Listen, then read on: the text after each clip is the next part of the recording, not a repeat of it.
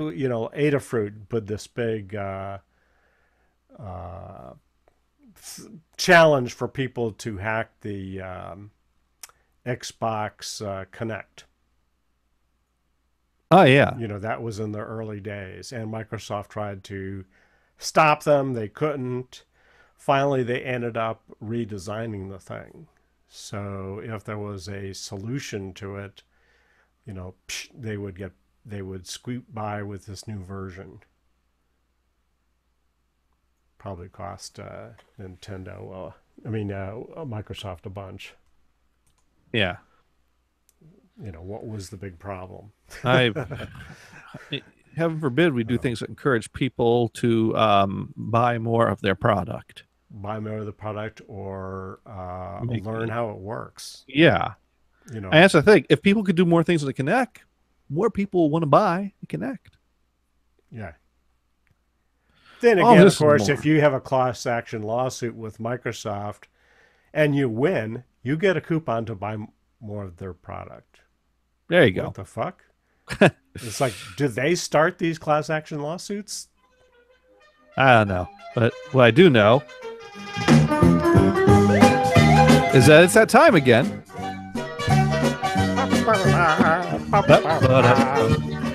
Yes, what does that sound mean? That means it's time for another fun-filled edition of Insert title here. And I'm your host, Johnny Gators.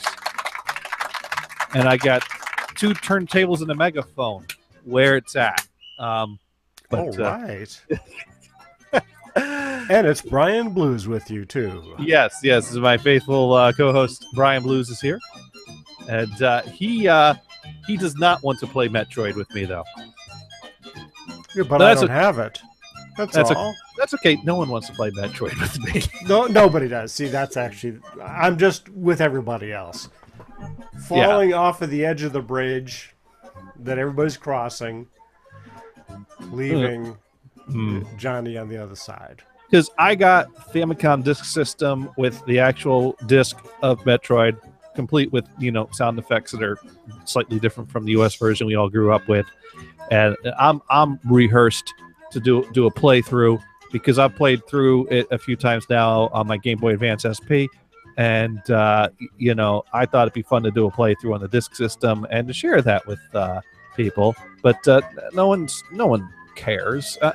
In fact, we had a discussion yesterday on the Dune and Bob show. And Dune was all kind of bummed out that a few weeks ago when he did the 5-hit show, he only had like 1 or 2 listeners.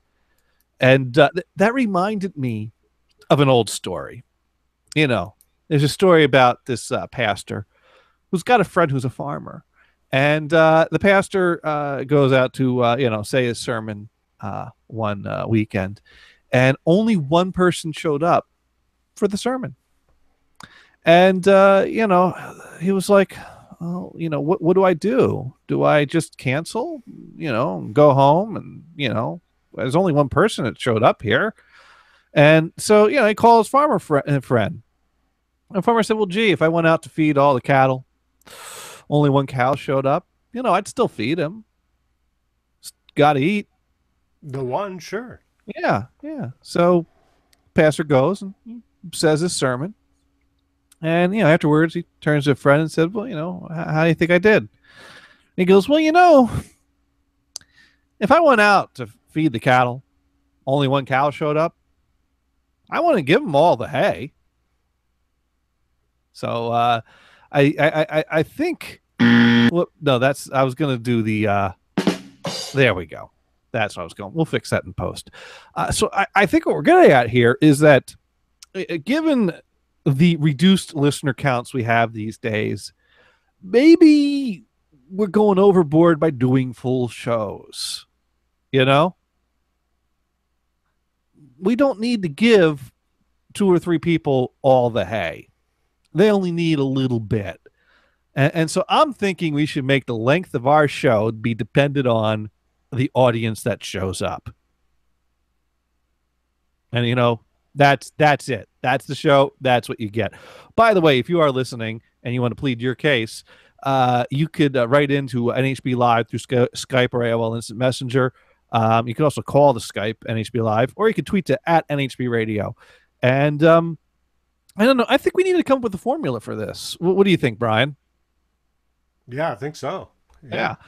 Now, what is the ideal listener count for something like this? What should we like strive for? Where would you like to see this grow to? 100? Is 100 reaching far, or is 100 a good, nice round number that we want for a listening audience for a full 2-hour show? Yeah, 100 would be great. All right. But All even right. let's be a little bit more conservative and say, let's go with 50. All right. So we'll say 50 shades, right? 50 shades. So if we take 120 minutes, which is our show, and divide that by 50 people, that means we're doing 2.4 minutes per person. So right now we got 2 people watching on now Dune said 72, but I'm going to go with 50. I'm going to go with 50 on this. So 2.4 minutes per person. So we got 8 people on the stream right now, and we got 2 people on the YouTube right now. So that's 10. So we do 2.4 minutes times 10. So that means we only need to do a 24-minute show this week. All right. And we're a third of the way already through. We're 6 minutes in. Yeah, yeah. We're a quarter of the way. Yeah. We have already done a quarter of the show based on our listener count. So there we go. There's our new thing. So do you want the full show? If you want the full show, bring some friends. Bring some friends. We're not giving you all the hay. and put in a comment section or write in or whatever you want to do to get the message through that, hey, it's not just one person here. I've got 12 people there. Yeah. And we don't really mind if you lie. And just don't tell us. And also, don't just open up 20 instances of Winamp on your computer. We know that trick. It don't work. Because I remember a while ago when I was still doing the late night Saturday night booze fest shows that ended with me passing out at like 3 or 4 in the morning and then sleeping half a Sunday. And that's when I realized I was only getting a day and a half out of my weekends. I did a thing where we would do a chug to the Bullet Train by Sparks, because I don't know, it was Gothard's idea that we should work the song Bullet Train by Sparks into the show. It's the Bullet Train, but it's kind of a catchy tune. And so we kind of said it was, we were joining the Bullet Train and we do a chug. And we did that every time our listener count went up by another 10 people. So, I'd get 20 people, we do the Bullet Train. I get 30 people, I do the Bullet Train. We get 40 people, I do the Bullet Train. And so at some point when I was getting in some kind of an argument with Rico over something, and I pointed out, hey, actually, listener counts are up. I got to tell you, the past few weeks, I've been watching the counts, and I've been getting up to like 40 listeners. I mean, that's better than I've seen in a long time. Rico's the server guy. Rico goes up, pulls up some logs. Rico goes, it's your damn Bullet Train thing. You got one listener that wants to hear you chug. He keeps on opening up 20 or 30 instances of Winamp on his computer. They're all coming from the same IP address. You're not getting 40 listeners. So, yeah, don't do that. We can check. So that don't work. I was so pissed because I was feeling so good about the show, and then you find out that, nah, you still suck.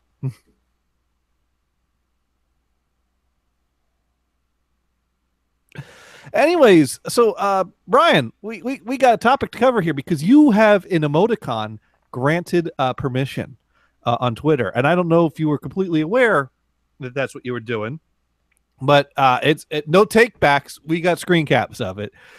So and if I delete it, hey, it'll be archived all over Twitter universe anyway. So you can't. Oh, Dune writing in, he's got 4 dogs.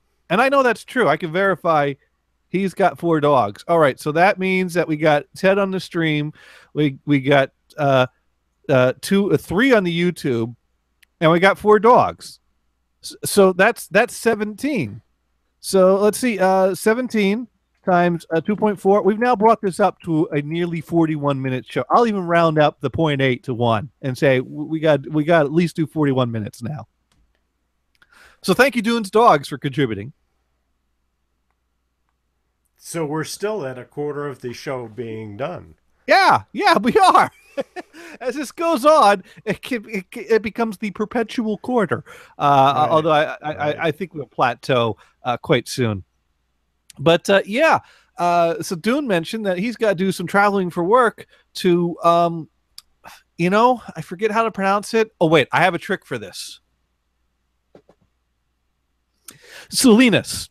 He's traveling to Salinas. What is your trick? Well, I forgot how to pronounce Salinas, so I looked down in my pants and I remembered how to pronounce Salinas. Oh. You didn't catch that? I see. I was wondering, what does that have to do with your pants? Oh. Salinas. So not Salinas, because Salinas, did someone poke you in the eye? No, it's not Salinas. So it's the other one. Now here's the thing. We get that wrong all the time. See, I was out here going Salinas, and I said it like 3 or 4 times, and Kristen overheard this, and after she stopped laughing. No, she was not amused. I see. And so I realized, okay, all right, let's go back. Salinas, okay, I need a trick for that. I know. I'll just have to look in my pants before I say it every time. And that will remind me how it's pronounced. Right. So there we go. Nothing in your eye. Go with your pants. And I did a Google on Salinas, and luckily it was not a Google's images search. Based on rhymes. And so that immediately brought up Monterey County. And I was like, bing!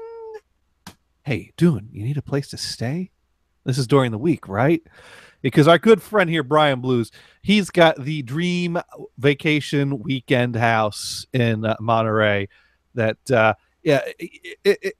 I remember you shopping for this house because you were looking for a house for this purpose because you like to spend weekends in Monterey. You like to go to the aquarium and spend time there. And you decided that you wanted to have a house there. And so you went house hunting and you found the perfect dream house. It had the view. It was the right size. It was the right color. It had the right type of windows on it. The roof was pitched properly. The driveway was perfect. Everything was right about this house, except that it was significantly more than you were hoping to pay for something. And I remember, like, well, gee, I made a comment like, everything else matches about this house. How high are you willing to go? And I remember Nick going, well, no, you gotta be careful in these things, and you gotta, stay in your budget, and you gotta play this game in negotiation. Look for something to. 2 weeks later, you're closing. I'm like, they dropped their price? No. No. But it was the house. Am I remembering that story right, or have I embellished a little there? Pretty much. That's how it works. Yeah. Pretty much. So let's. The price just keeps going up. You kind of go, I better grab it while it's this level. Next thing you know, you're in a bidding war with someone else. Well, we went fast enough to avoid the bidding war. I see. You were worried about a bidding war. Well, there were other people at the house. The not use were there. Oh wow. Yeah. Have you seen the commercials from Realtor.com? No. The latest batch is the not use are looking at your house. Not use are looking at the house. Yes. Yeah, that's not a good thing. You were using Realtor.com and the not used did not. So therefore they lost. Yeah, but you know what this house is great for? I'm sure this house is going to be great for.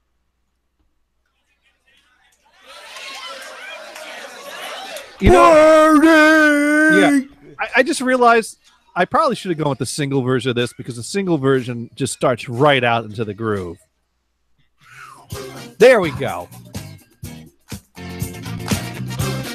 Now, have you thrown any wild parties at this house? No, but some of our neighbors throw wild parties. Oh, you should join in. Uh, should look up the what would they call that? The noise curfew in Noise curfew. Monterey. Hmm. Yeah, but KC don't apply to noise curfews because everyone wants to hear some KC. Noise ordinance. There we go. There we go.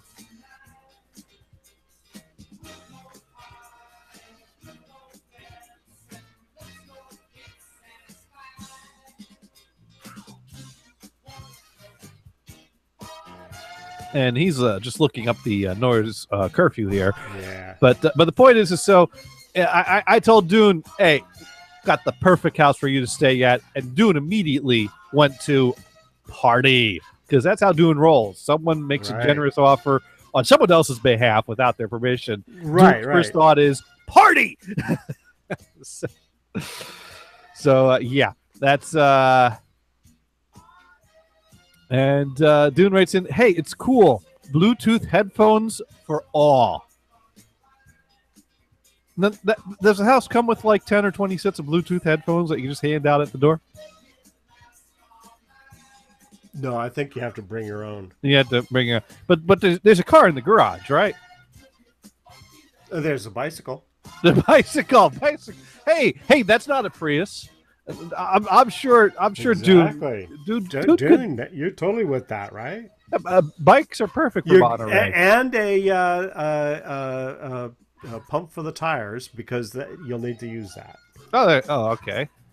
And you have to press extra hard because I got the gel in the tires and the valve is all gummed up. But Dune's strong. Yeah.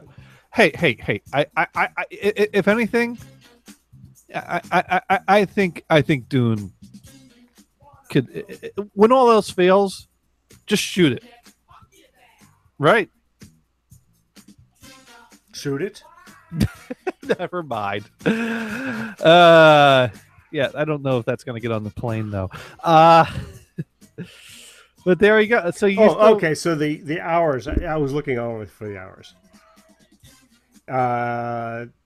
10 p.m. to 7 a.m. Okay. All right. So we can party till 10, and then we just got to turn the volume down a little. Yeah. Right. All right. There we go. Because and there's also a distance requirement, but that's not going to apply because each house is 8 feet to the fence. I see. You're going to be way inside those. That's no problem. Limits. Okay. So yeah. So now Dune needs to write in and remind us when he's going to Salinas, and hey, there we go. He can crash at your pad there. There you go. You just now we were talking about maybe leaving the keys in the mailbox, but it turns out you don't have a mailbox. You have a mail slot, which would basically be leaving the keys inside the lock house. Which, but no, Dune's going in March. March is a great time for Monterey, isn't it? Oh, it's March. Oh, I thought it was going to be next weekend. Oh, crap. We could have all kinds of things worked out. I may even have the tires pumped up by then. Oh, no. Oh, there we go. See? There we go. So, all right, party. And what is he doing in Subpoenas? I mean, did you like that? You're catching on. So what's he doing there? I mean, they just bag vegetables in that town. I guess he's got to bag some vegetables. Maybe I thought he worked at an oil company. Well, they make oil out of corn, right? Not in California. Oh well. And they don't grow corn either. Corn. I apparently there's something going on in Dune Subpoena. I mean in Salinas. Wait, what? In Dune's penis. Oh, that's great. He's going to be calling in soon. That did not just happen. What? How far? Hey, Dune, they named a town after you.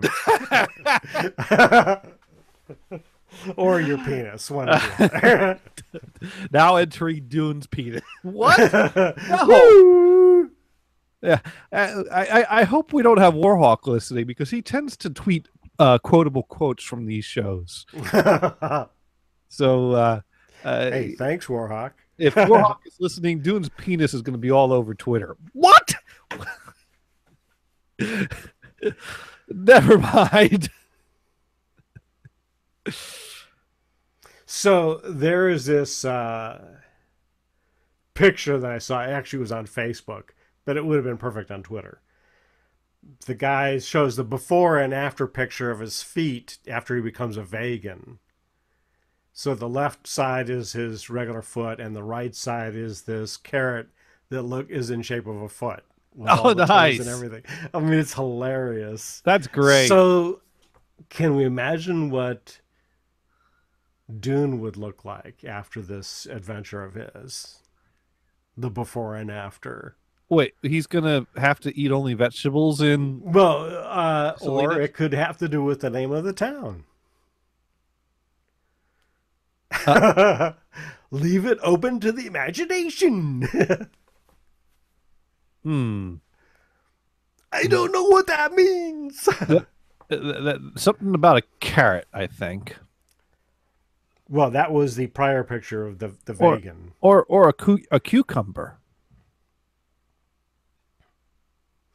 There, maybe we're getting closer. Zucchini. Yes. Zucchini, yes. Zucchini. Banana. They have bananas there? No, that's right. They don't. No. Eggplant? Possibly. That's a bit bulbous though. Oh, okay. I think Depends on how big a sock you stuffed on your pants, right? I don't think we're talking about vegetables anymore. Were we ever? I don't know what you're talking about. No, but anyways, Leaving it to the imagination. Yes. Okay, let's stop imagining vegetables down Dune's pants. Okay. Okay. I don't know if I'm Fair okay enough. with Fair this. enough. I don't know how I feel about this. If I knew it was going to be that kind of party, I would have stuck my dick in the mashed potato. Wait, what? Oh. Woo. Oh. I have no idea where that line's from, but it is fucking hilarious. Yes. Anyways, I have a new toy. A new toy. And it's Does it have a behind me. wire?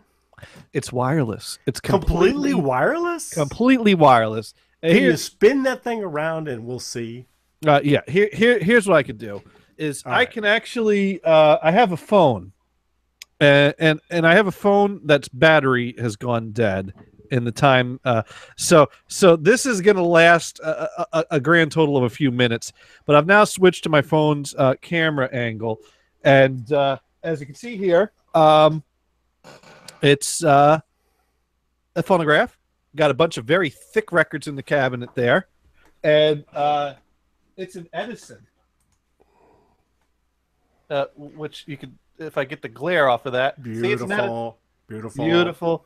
beautiful Edison model, Thomas Edison Company. With a green disc. That's the felt on the Oh, the turntable. felt. Okay, Yeah. There you go. But if I grab a random record here,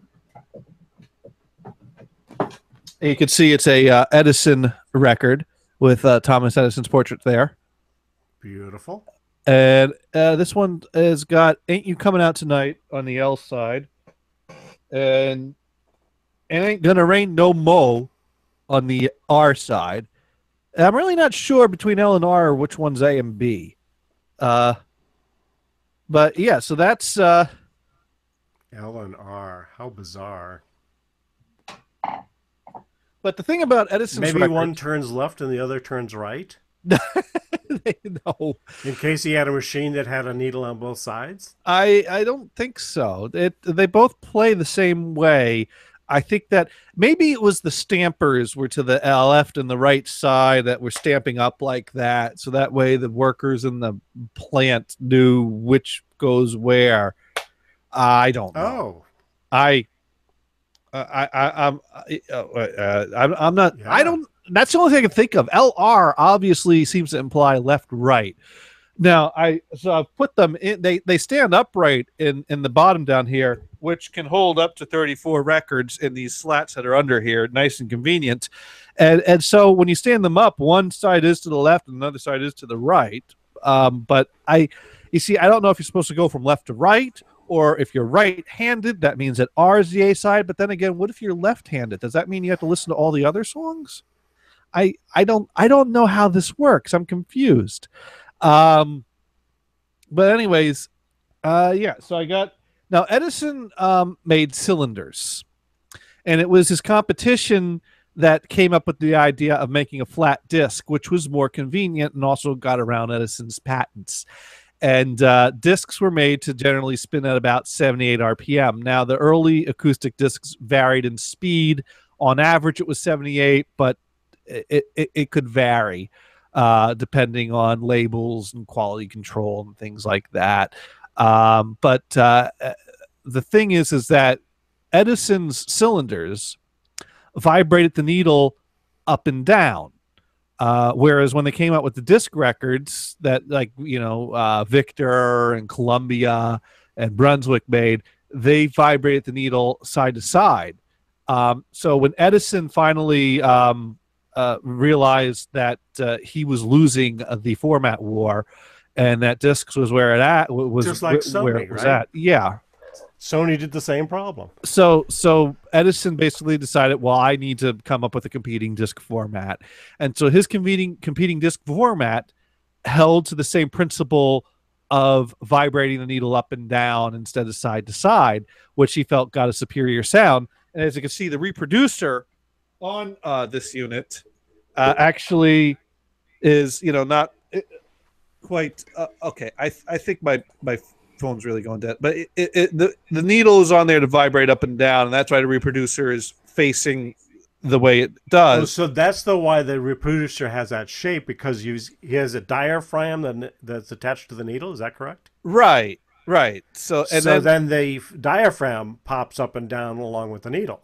Right, and then it goes into a cool. horn that's built in that comes out to this fabric covered area here. I don't think this fabric is original, but the sweet old lady I bought this off of said it was her mother's, and she couldn't tell me anything about the fabric being changed. So as far as I could tell, now what are the pictures on those fabric? They almost look like demons or something. No, it looks like there's like a wagon wheel over here. There's like a clock over here. So it's some kind of I think this was a scorpion there in the bottom corner. I think this was a repair job done long ago. So this is like a vintage repair job. But speaking of vintage repair jobs, we got Venison calling in on the line. Total vintage, yeah. Yeah. And the call failed, so we're gonna try to call him back. But yeah. And when he comes back, hey, there we go. How's it going, Venison? There it goes. What's the deal here? Yeah. Have you seen the video any? Do you see my new toy? No. Would you like to hear my new toy? But I did see it posted. You posted it on Facebook. Yeah. What do you think? All right. Now, why aren't you on the NHB? I should be. Oh no. Oh, okay. The stupid encoder failed. But we are on the NHB now. Yeah, I was there for like 20 minutes going, maybe he's late. Oh boy. Oh. Oh boy. Idiot. We're on now. Anyways, so as I was saying, now Edison records spin at 80 RPM. Which is different from the 78 that everyone else spins at. So he had his own unique format. You can't play Edison records on a standard Victrola because the steel needles in a standard Victrola will rip them right up. And plus, those diaphragms are going sideways, so it's not going to sound. It's going to sound very quiet, very faint. I mean, playing them on a modern electronic equipment results in a very faint sound. So you really got to have an Edison. They're called Edison diamond discs, and the reason they're called Edison diamond discs is because the phonographs have a diamond needle in them, which is considered to be a permanent needle. There's not a way to change it out easily. And anyways, this one seems to have held up pretty well. So he has it fixed to the diaphragm as well. Right. I mean, you're replacing the entire receiver. I think there are people that do restorations of the needles or will fit a new needle onto there, but that'd be a custom job. It's not a part that easily comes off that you'd go to the store and buy a new needle. Not for the user to do. It seems to be the thought at the time was a diamond needle was going to last the lifetime of the unit. People weren't thinking about 100 years from now, people still using these. Because like my electronic RCA unit, that is a 78 electronic player, came with a built-in needle. Now, I don't know if that was diamond or sapphire, but whatever it was built in and was considered permanent. But by the time I dragged that thing out of my great-grandparents' attic, I don't know that needle had any life left in it. And so it actually had to be refitted with a more modern cartridge that the guy who did the restoration on there fit in there, that he found like a jukebox cartridge that they have a 78 stylus for that could fit underneath the head shell of the tone arm of that, which to me is kind of a bummer that I don't have an authentic cartridge of the correct era, because that's going to affect the sound of the playback. But you're still playing it back through a warm vintage tube amplifier. It still sounds right to me, but I'm curious how the original cartridge would sound, although it probably sounds better with a modern cartridge anyways. It's probably not that big a deal. Anyways, this unit here. So we got a record I pulled out from random called It Ain't Gonna Rain No More. And I got a nice lever here I push, and the record starts spinning. And this is kind of cool how this works. I'm going to switch back over to my phone that's dying. And as you can see here, there's a little lever here that I turn. And when you rotate this lever, it moves the reproducer across the record. And once I line it up to where I want it, I pull the lever up, and it drops the needle down onto the record. Nice. Now, what part of the country uses the word lever instead of lever? Me.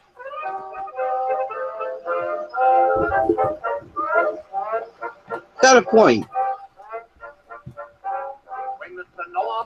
Oh, and there's a volume control, which is literally something that basically moves into or out of the speaker. Oh, it ain't gonna rain no more, no more. It ain't gonna rain no more. But how in the world can the old folks tell it ain't gonna rain no more? There we go. We got music. Wireless tunes. Wireless tunes. Yeah, there's no wires. The way I tell the twins upon the brown father said, I put my finger in Willie's mouth and he bites his daddy's head. Oh, it ain't gonna rain no more, no more. It ain't gonna rain no more. But how in the world can the old folks tell it ain't gonna rain no more?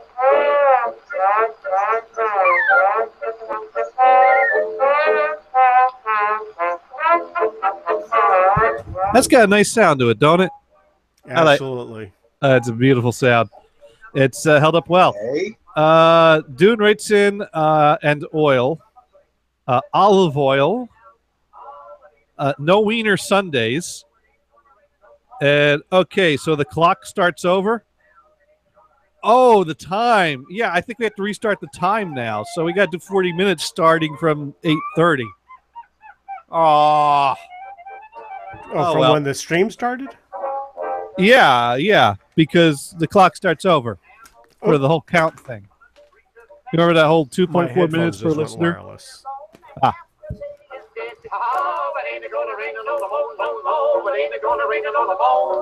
What do you think, Venison? You like it?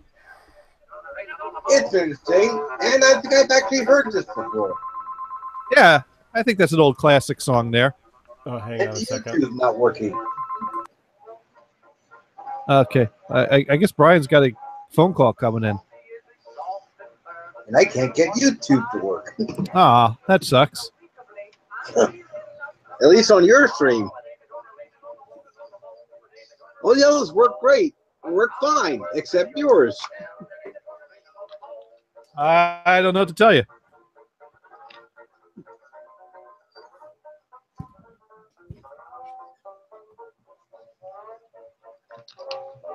Well, I'm going to find another record to play here. I'm bigger when I'm littler than you are when you are big. Oh, but ain't it gonna rain on the moon, on the moon, but ain't it gonna rain on the moon. So how you been, Venison? Actually, not that bad. Although I think I better do the food shopping Wednesday. Yeah, that's a good idea. Yeah. Plus, also, I made a big mistake last night. Oh, what happened? Well, Charlottesville, yeah.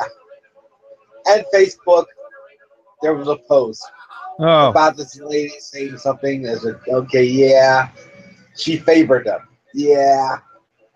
I posted something. I was like, they're Nazis. You know? And that's one thing.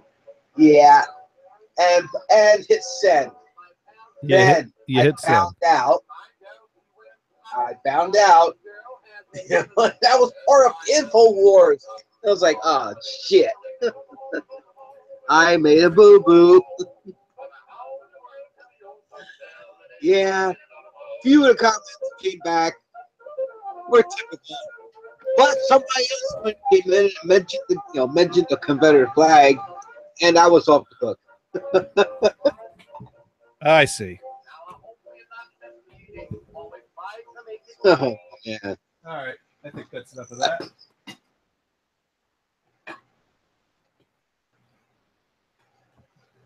Yesterday was a very interesting day. Well, I need to do some more cranking on the thing here. It starts slowing down towards the end. Cranky.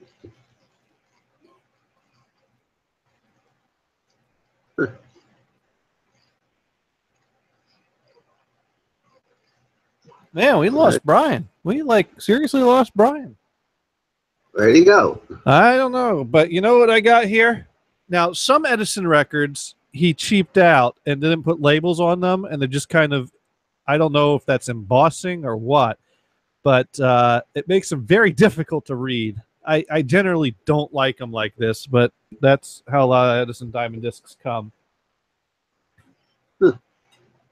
And this diamond disc, there's some comedy discs in this collection that came with the unit. And it's a name I'm familiar with because he's recorded on Victor Records as well. And I have a bunch of Victor 78s of him. A guy by the name of Cal Stewart. And I actually don't know a whole lot about him. I think he did performance with vaudeville. I can pull him up on Wikipedia here. He likes to laugh at his own jokes. He was a pioneer in vaudeville and early sound recordings. He is best remembered for his comic monologues in which he played Uncle Josh Weathersby, a resident of a mythical New England farming town called Pumpkin Center. And so a lot of these recordings of his monologues are, that's what they are. It's him doing a kind of a comedic monologue. And he has to provide his own laugh track. And so this is... He recorded on Victor. He recorded on Edison. And this one is got Uncle Josh's birthday. So let's find out about Uncle Josh's birthday. Okay.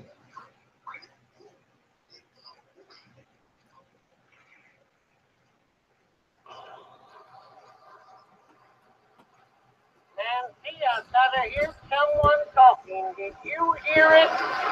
Well, you're getting a pretty bad fix when you get the hearing aid. Well, I'm going down the cellar, get some cider and donuts. I could have swore I heard someone talking. Well, go on down. You won't hear any talking down there unless you talk to yourself, and then you won't hear much. Smart, ain't it? Shut the door after me. There. Come on in, folks. He's down in the cellar now. This is a good one on Judge. Yes, we fooled him this time. Gosh, I forgot this is his birthday. How many birthdays you had, Nancy? 29. Gosh, your birthday must come on leap year. They say play a little tune on your shoes, half Deb. I lost the key and I can't tune the darn thing up, but here she goes.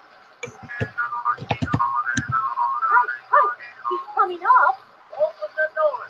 Don't you see I got my hands full? What you been doing in the cellar, guys? Milking the cow. Oh, gosh, I thought you was mowing hay. Now, I told Nancy I hear talking. What's all this about? It's your birthday, Josh. Aye, so it is. Well, I'm getting along, but I don't feel it. Well, maybe you don't, but I've got a cookie. You can't sing and dance like you used to. And, got your instruments with you? Yep. Well, when you get them all tuned up, I'll show you.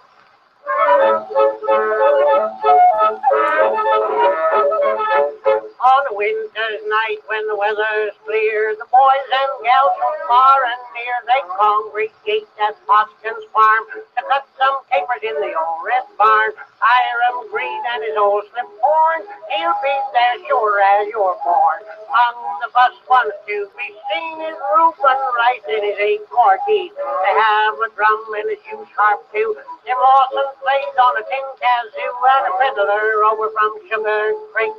Pick him up, Silas, lay him down, Zeke. Pick him up, Silas, lay him down, Zeke. Watch that cider, don't let it leak. Swing your partners, one and all.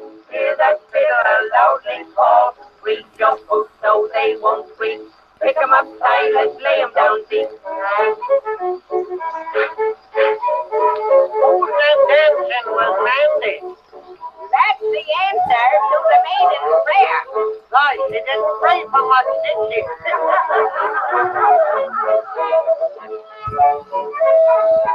Pick him up, Silas, lay him down, Zeke. All the dance all night to the latest tune. The maiden's prayer all in tune. They walk the dog in all the shack. And promenade around the old haystack. The horses nicker and the roosters.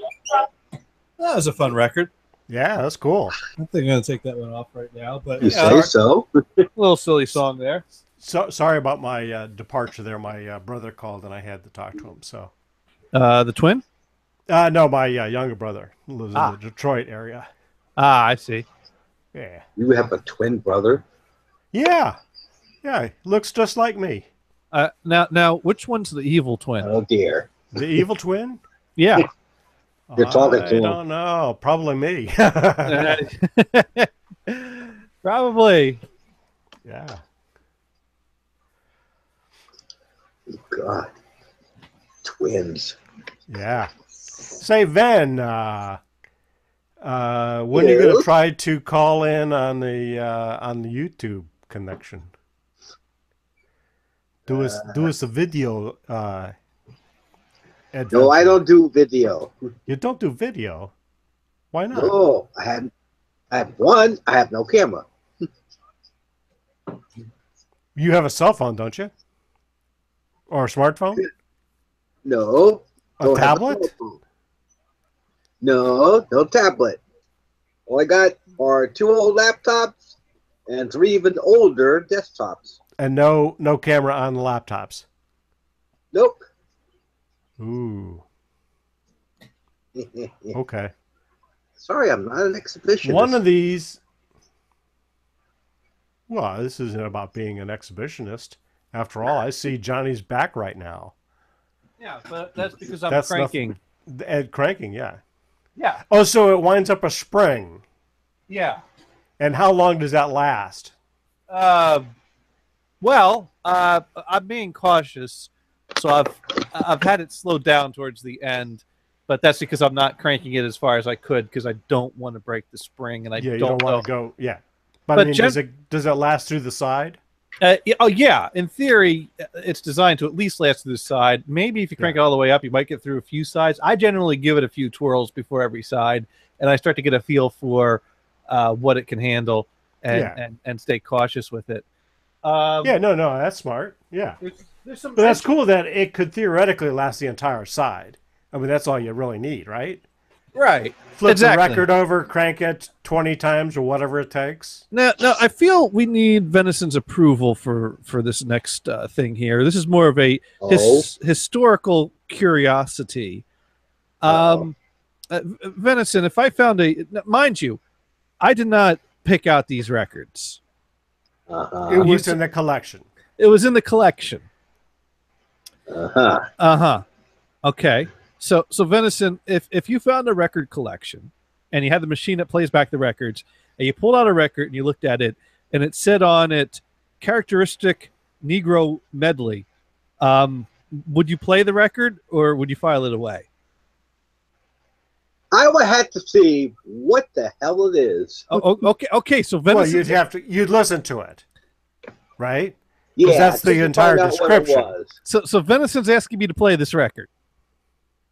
to see whether it needs to be destroyed.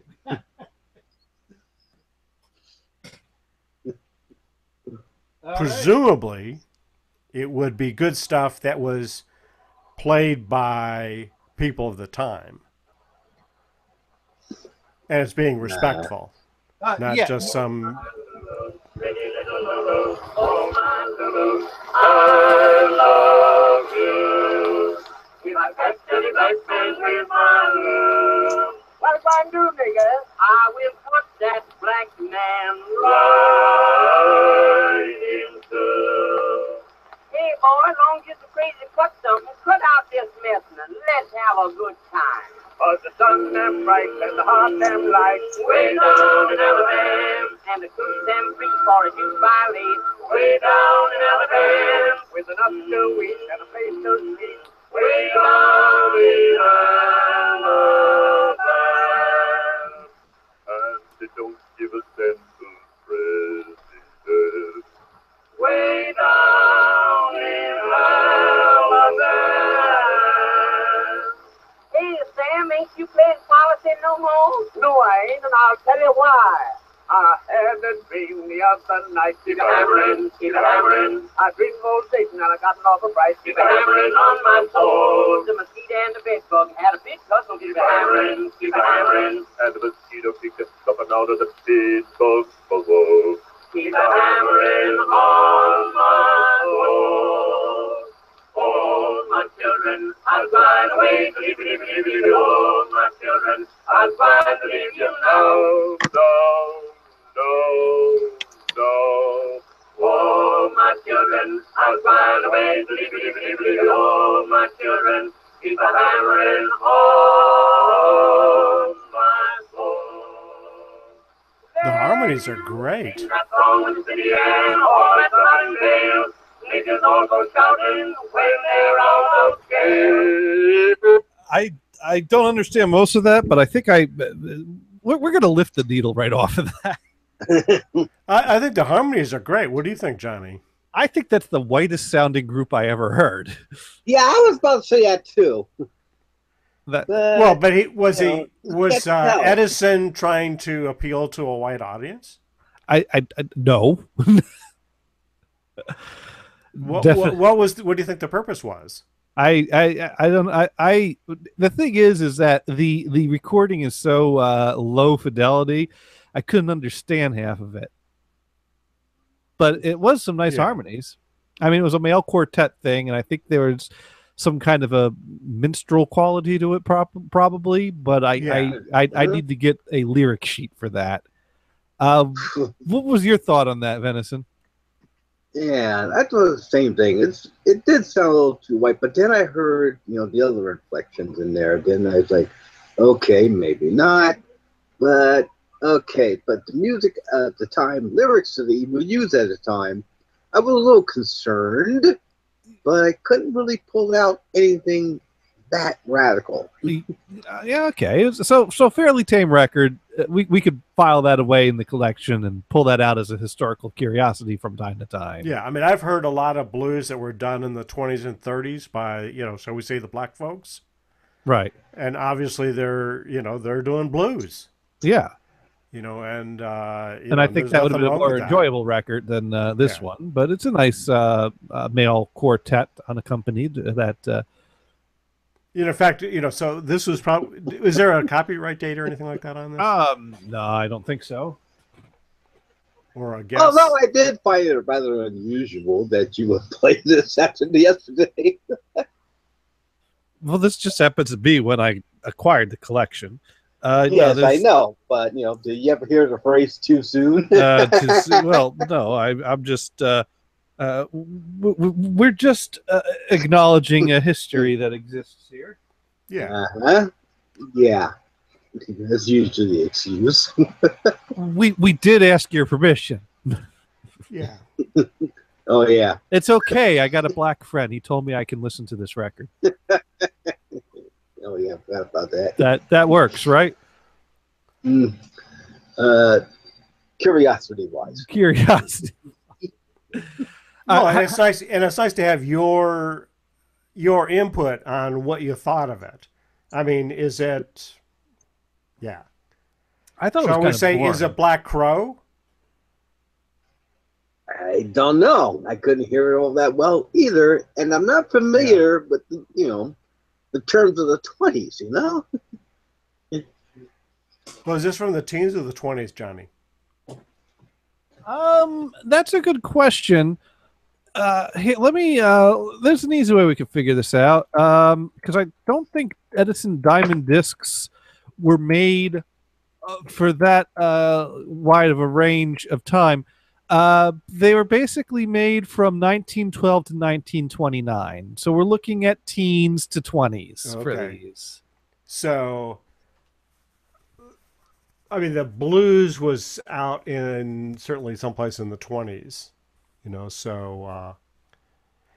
Well, here's the thing about. So there would be some overlap. I mean, you don't have one genre that plays at a time. I mean, right? They still do blues today. Well, here's the thing: we have R&B and jazz and. Well, here's the thing you might notice. Yeah. You might notice that these records that play on this machine are all on the same record label, Edison Records. Now, at the same time. You had Victor Records, which would later merge with RCA.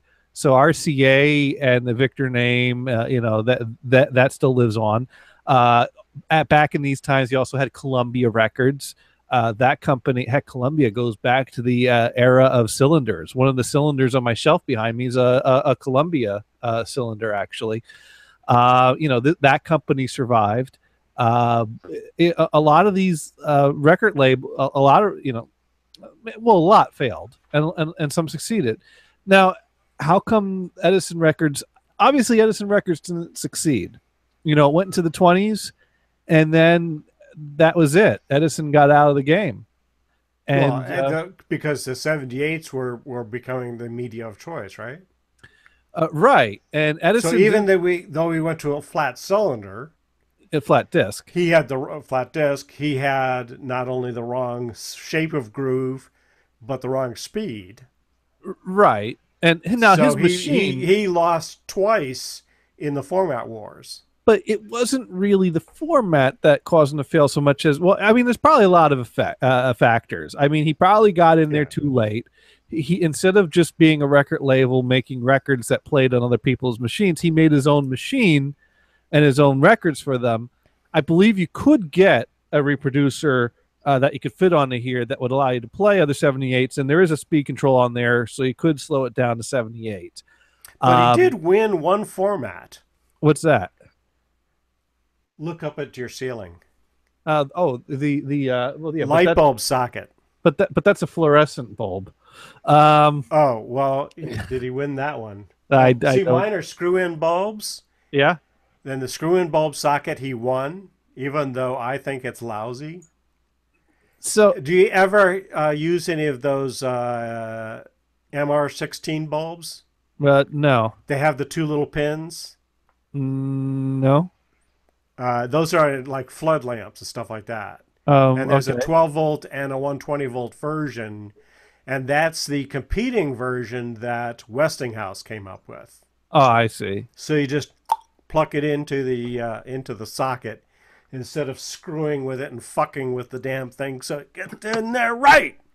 It seems to always be the least convenient format is the one that wins. Wins. Yes. Yeah. Right. No, but Although the pins typically are a pain in the ass to get in there just right. So one thing I was told about Edison is that Edison didn't understand the business that was developing. That he thought he was selling songs, and other labels figured out that they were selling acts, and that was one of Edison's big mistakes. He thought that the product he needed to manufacture was so he didn't care it was by the Beatles. He wanted that was the right. Please Please Me. Right. Whoever would record "Please Please Me" for the cheapest, he'd hire to record "Please Please Me," and he'd put out a Right. record of "Please Please Me." Whereas Victor, Columbia, they figured out that people were interested in certain acts or certain artists, Right. and that was really the product. And Edison Interesting. didn't grasp that. That's what Right. I've been told. How true that is, I don't know. I mean, to me, it's interesting. I mean, he had initially hired Tesla to work in his lab, and when Tesla had a different idea, he let him go. Hmm. And he thought that the way we would go would be with DC instead of alternating current. Right. Well, he lost that deal because Tesla took that to Westinghouse, and they demonstrated that that AC was the way to go. And Edison tried to demonstrate that AC was very dangerous, and he invented the electric chair. Yes. And Edison they invented used the it electric on chair. somebody, and Yeah. it was horrifying. But that didn't stop AC electricity from moving forward. No. In fact, I think they kind of liked that in the South. Well, yeah. Right. Because AC lasts longer than DC. Goes further. Right. Yeah. Edison. Well, it's easy to step out the voltage in AC. That's almost a zero loss conversion. Ooh. But yeah. So now I think there's a lot of factors in Edison failing with as a record label. For one, he put out his own competing format while in a time when there were other labels all on the same format. I think there were a few other labels though that were doing their own format. There were some like cheap labels. There were. I have a few discs that they have a bigger hole in the middle. The idea being that they sold a cheaper player, and it runs at 45 RPM. No, 78. It's a 78 with a bigger hole, not as big as a 45, but Just bigger kidding, than a. Just kidding. Yes. Yeah, just no, kidding. I got you doing it. The whole point is that the company sold a cheaper phonograph that had a bigger spindle in it, but the catch was we'll sell you our phonograph for cheaper than you can get a Victor Victrola, but you have to buy our records because our records have the bigger hole, so other labels' records won't fit on our machine. And generally, these people that try to make their own unique things, there was another manufacturer, I saw this, that the records had a notch in it, and there was kind of this other, nub that stuck up on the platter. So once again, you had to buy their records to play on their machine. So there were some companies back then that were trying to make their own machine that would only play their own records. Edison so Edison had the cylinder. Right. How did Columbia make cylinders for Edison's player?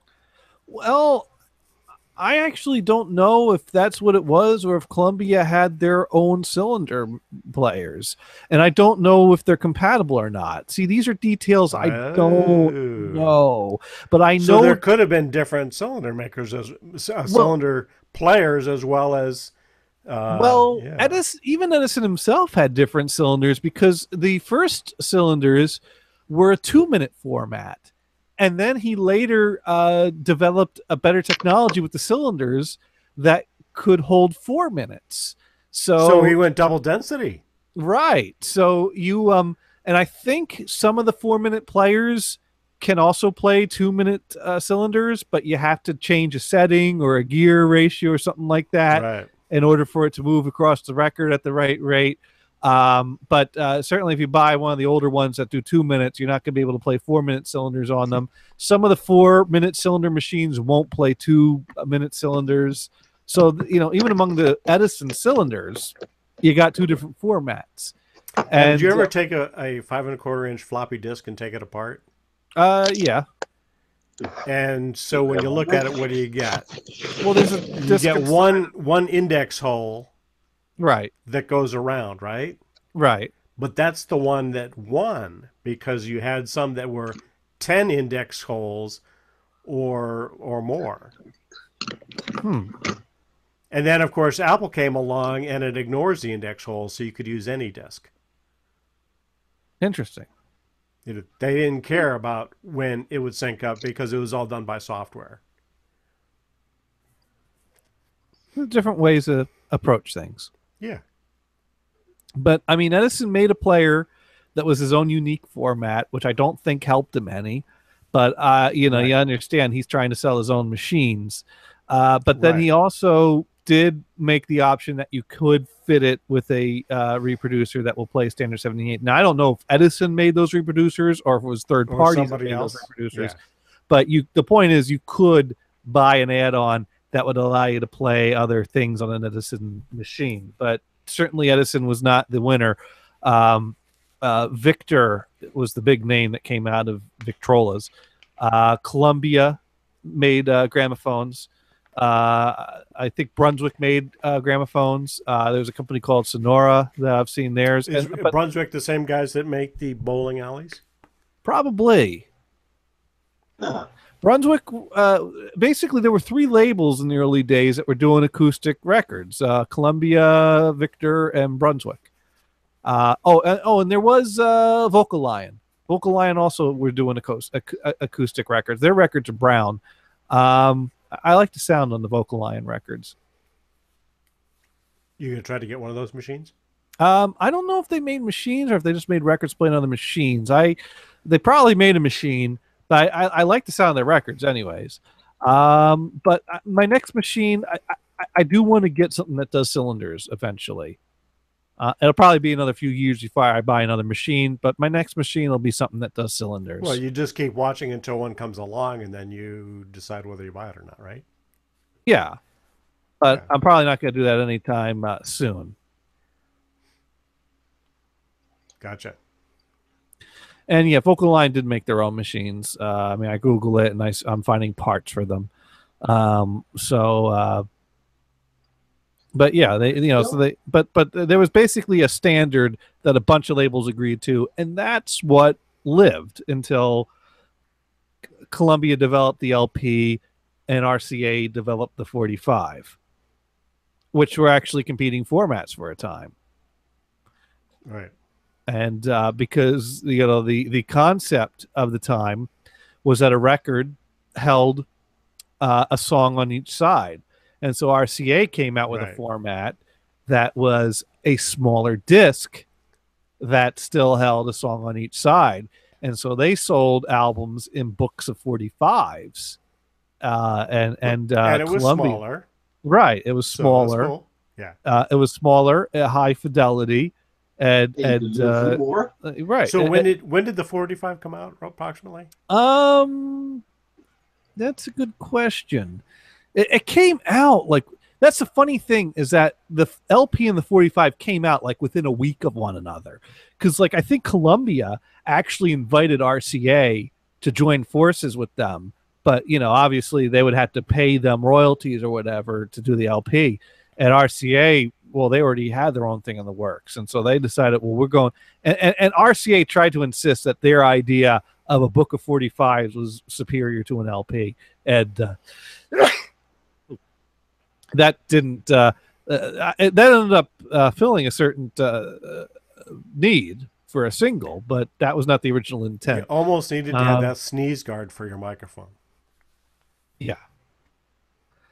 Let's see. History's Dumpster, the history of the 45 RPM record is a link I found online. Let's see if we can get some dates. RCA Victor, Columbia's longtime rival, was also working on a newer and better record at the same time as Columbia. When Columbia came out with the LP record, RCA scrambled on its own project and in 1949 unveiled the 45 RPM record. The RCA 7-inch 45 RPM record was very cute, very small, and RCA's very colorful vinyl. Each genre of music had its own color of vinyl, made it an instant hit with younger people. Popular releases were on standard black vinyl, country releases were on green vinyl, children's records were on yellow vinyl, classical releases were on red vinyl, race or R&B and gospel records were on orange vinyl. Blue vinyl, blue label was used for semi-classical instrumental music, and blue vinyl, black label for international recordings. So it was quite a colorful format. Yeah, I've never seen all those different colors in the 45s. Yeah. Yeah, I have. I will do a screen share here because Yeah, well, as a kid, I had those. And you're right. They were like that. yeah. I mean, here's a green one. Holy shit. On here. That would be a country record. There's a blue one, which was a let's see, what was it? Blue semi-classical, and then the blue with the black label is an international recording. There's a red classical. There's another green country. There's a bright. Oh, I guess that's the orange. So that'd be the race R&B gospel. Yellow be a kids record there. So yeah, these what color did rock and roll come out in? Oh, that was later. Black was popular. Or that's why all of my 45s are black. No, that's my first ones were in the late 60s. So okay, yeah, this was past this time, but yeah, popular records. So when did Rolling Stones' Ruby Tuesday come out? Later than this.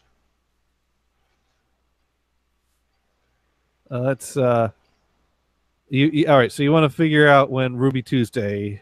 Right. Yeah, by the time 60 came around, they were all in black. Yeah, that every record. But wow, Venison is showing his age by going, oh yeah, that's right, they did come out that way. Yeah, I know. Wait a minute, are you older than me, Venison? Duh. Or did you start collecting sooner than me? I started collecting like back in the 60s when my mother owned a store, and she would get like 1045 for like 99 cents. Ruby Tuesday came out on January 13th, 1967. 60. I was going to guess 67. So that's when I started collecting records. Okay. If that wasn't the first, it was close. Because I also had, I think I had a 45 that was The Doors. Okay, that's a good one too. Now probably I can't remember which Doors tune I had for early. And the other thing is that the LPs. Now this is actually an RCA LP. So this is probably from the 50s. After they conceded defeat that the LP was going to be the format for albums rather than a book of 45s. This is something I picked up recently, which is... I never saw a book of 45s. You only just saw them individually. Yeah. And to me, I didn't see them as being competing formats. My choice was I could buy a single that was a 45 or bet the album. Yeah. And when I got started, I could only afford the 45 single. Because they were, 80 cents a piece? So we're talking about the early 50s, which is when... And actually, I don't think it was books of 40... 78s came in books. The 45s, I believe, came in a box of 45. It looks kind of like a reel-to-reel box. I've seen a few of them at flea markets where it's this box, and you open it up, and it's got, like... A stack of 45s. A stack of 45s in the box. Yeah, okay. Whereas I think I've seen that, but... I don't remember seeing that in a store to buy brand new. No, no. By the time you're buying records in the 60s, that era has passed. Because at some point, I mean, this came out probably in the 50s, and this is an RCA LP. And you see, the early LPs actually came on a 10-inch. Is Jack Webb the actor? Yeah, this is Dragnet, The Christmas Story. Oh, that for again. my Christmas collection. Oh, God. But that came out in the late 60s or 70s, right? This looks to be older than that. There would be a copyright date on it, probably, right? I still don't believe in Toledo. Toledo? Oh, that's the no, that's a different one. That's the Christmas Dragnet, but this is the Christmas Story. This doesn't have a year on it, but I'm guessing 50s. Let's put it on a little bit. I'm curious about this one. I haven't had a chance to play this yet because it's, well, not Christmas. The story you're about to hear is true.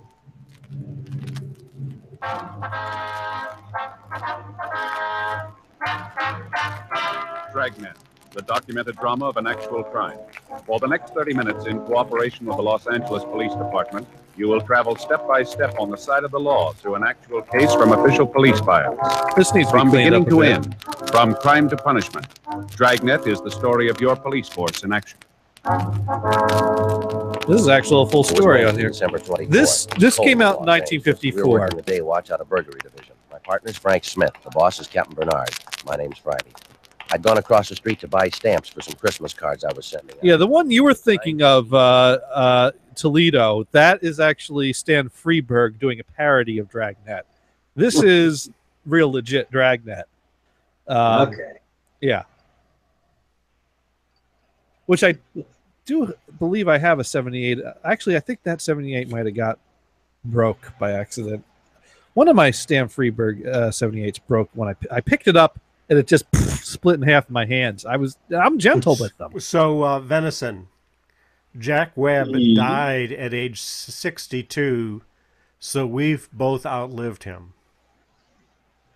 Right? Oh. Yep. Congratulations. Wait a minute. How old are you anyway? When I'm 64. Really? Yeah. Yeah, that's right. You know I'm used an to old play- fart. Holy shit. Now, how old is Venison?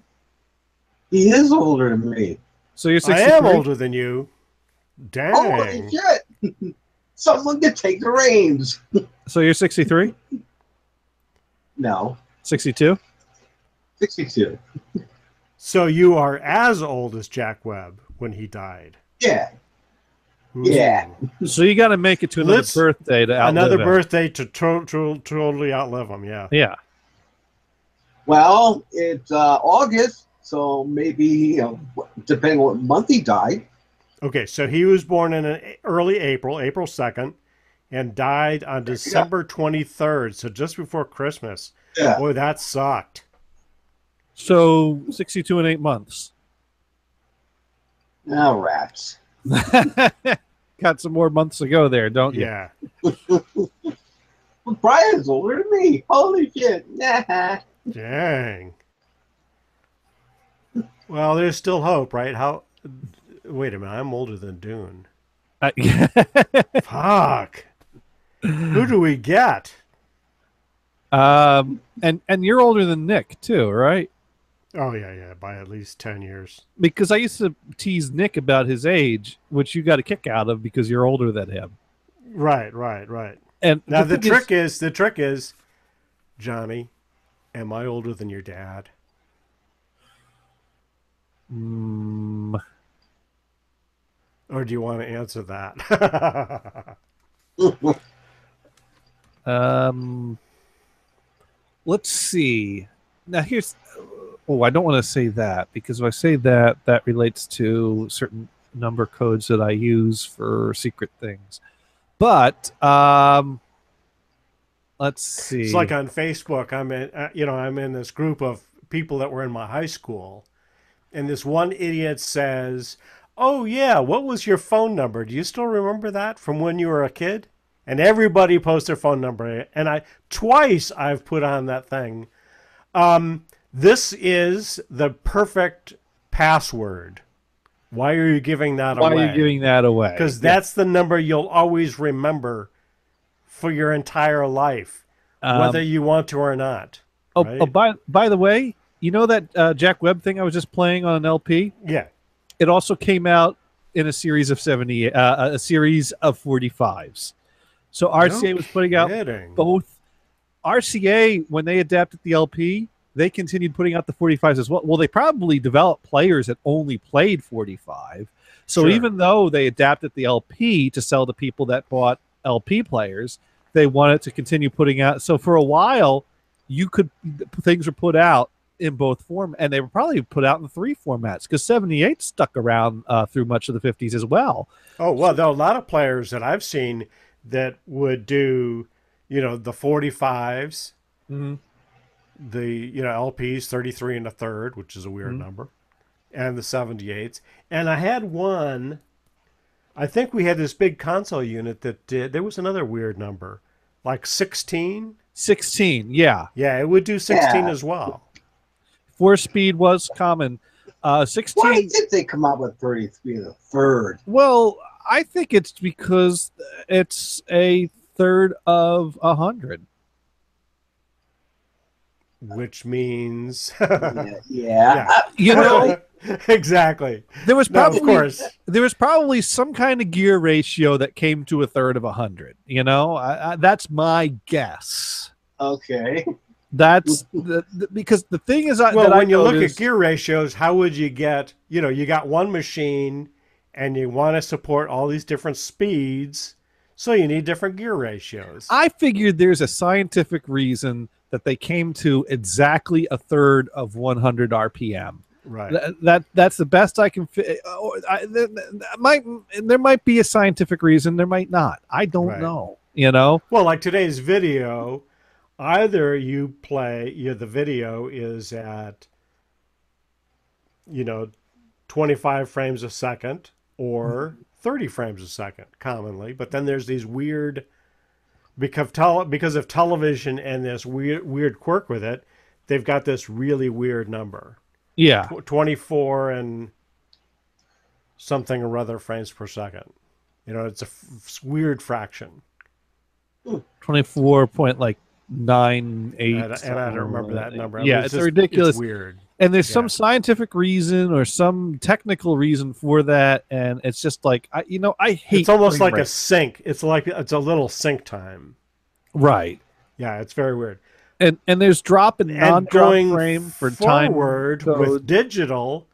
They're keeping that same confusion. Yes.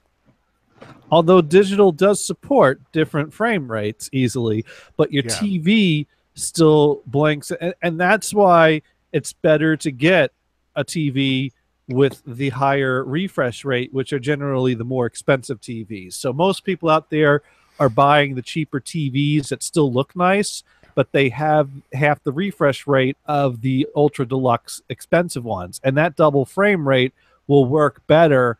There are people that observe things about video more than we do, and if you read forums, they'll talk about jitter or like when you see a scene in nature blurring, panning across a lake or panning across the forest, you might notice that the pan and the objects moving across the screen are not perfectly smooth. There might be the blurring. That's the problem I have. Yeah, and that's because of and here's the interesting thing. Yeah, there was a number too. I forgot what that number was. And the refresh rate number that is being used these days, manufacturers are making up their own refresh rate measurements that is called something different that they use a higher number for.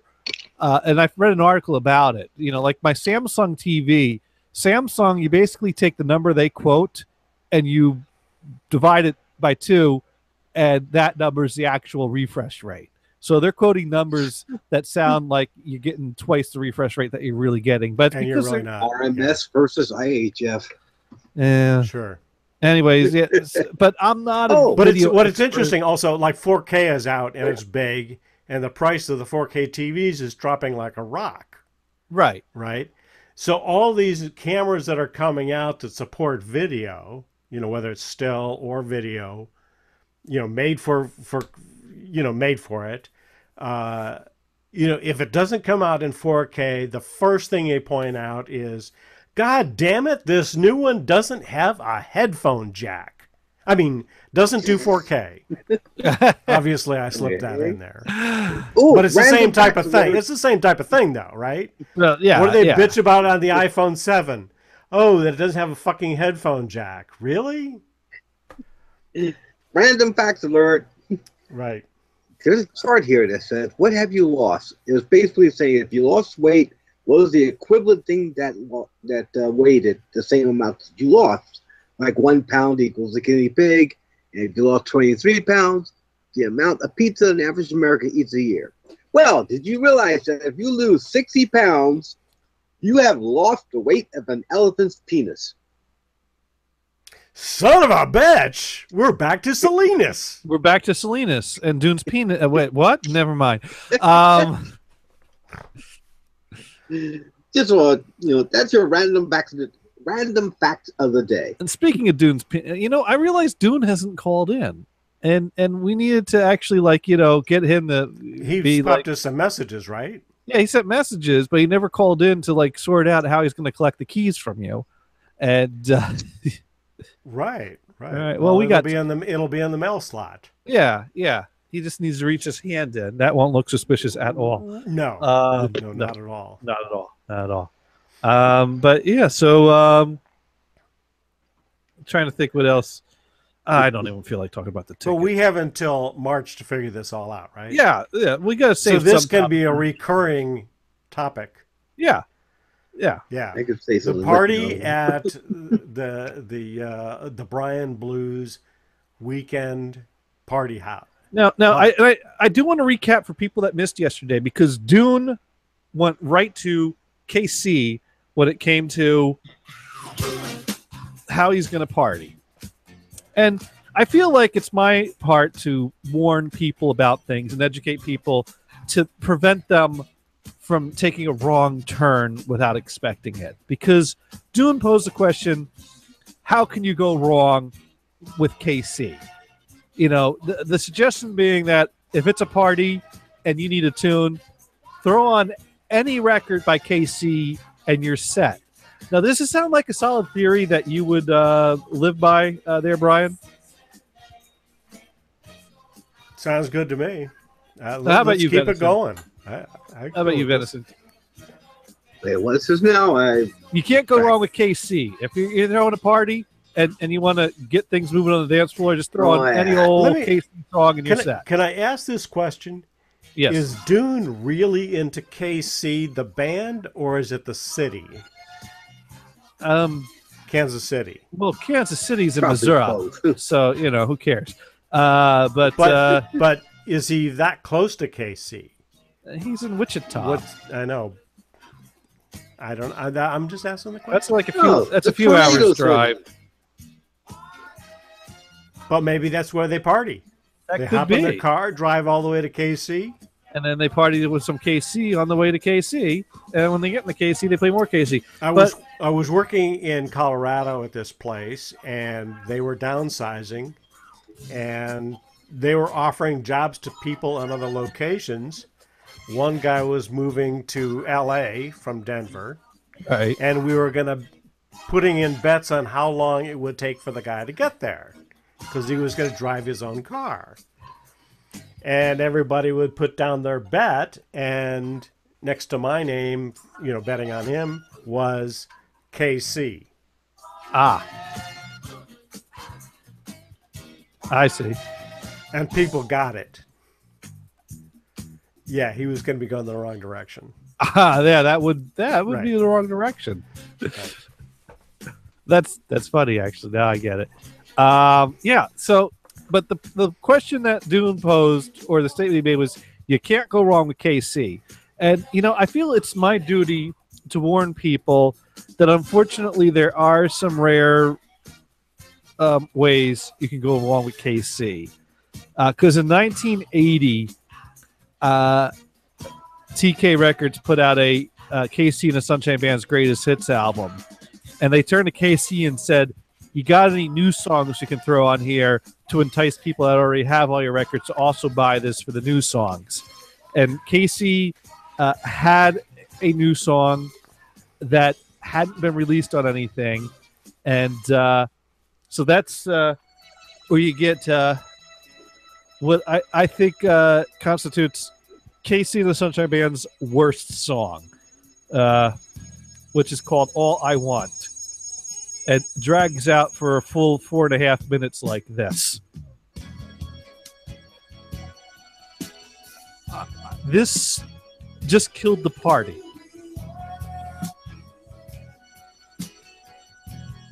I mean, I like the beat though. It's an interesting song, and Can you tweak the mix up a little bit? Sound on the mix. It's I'm asking too much.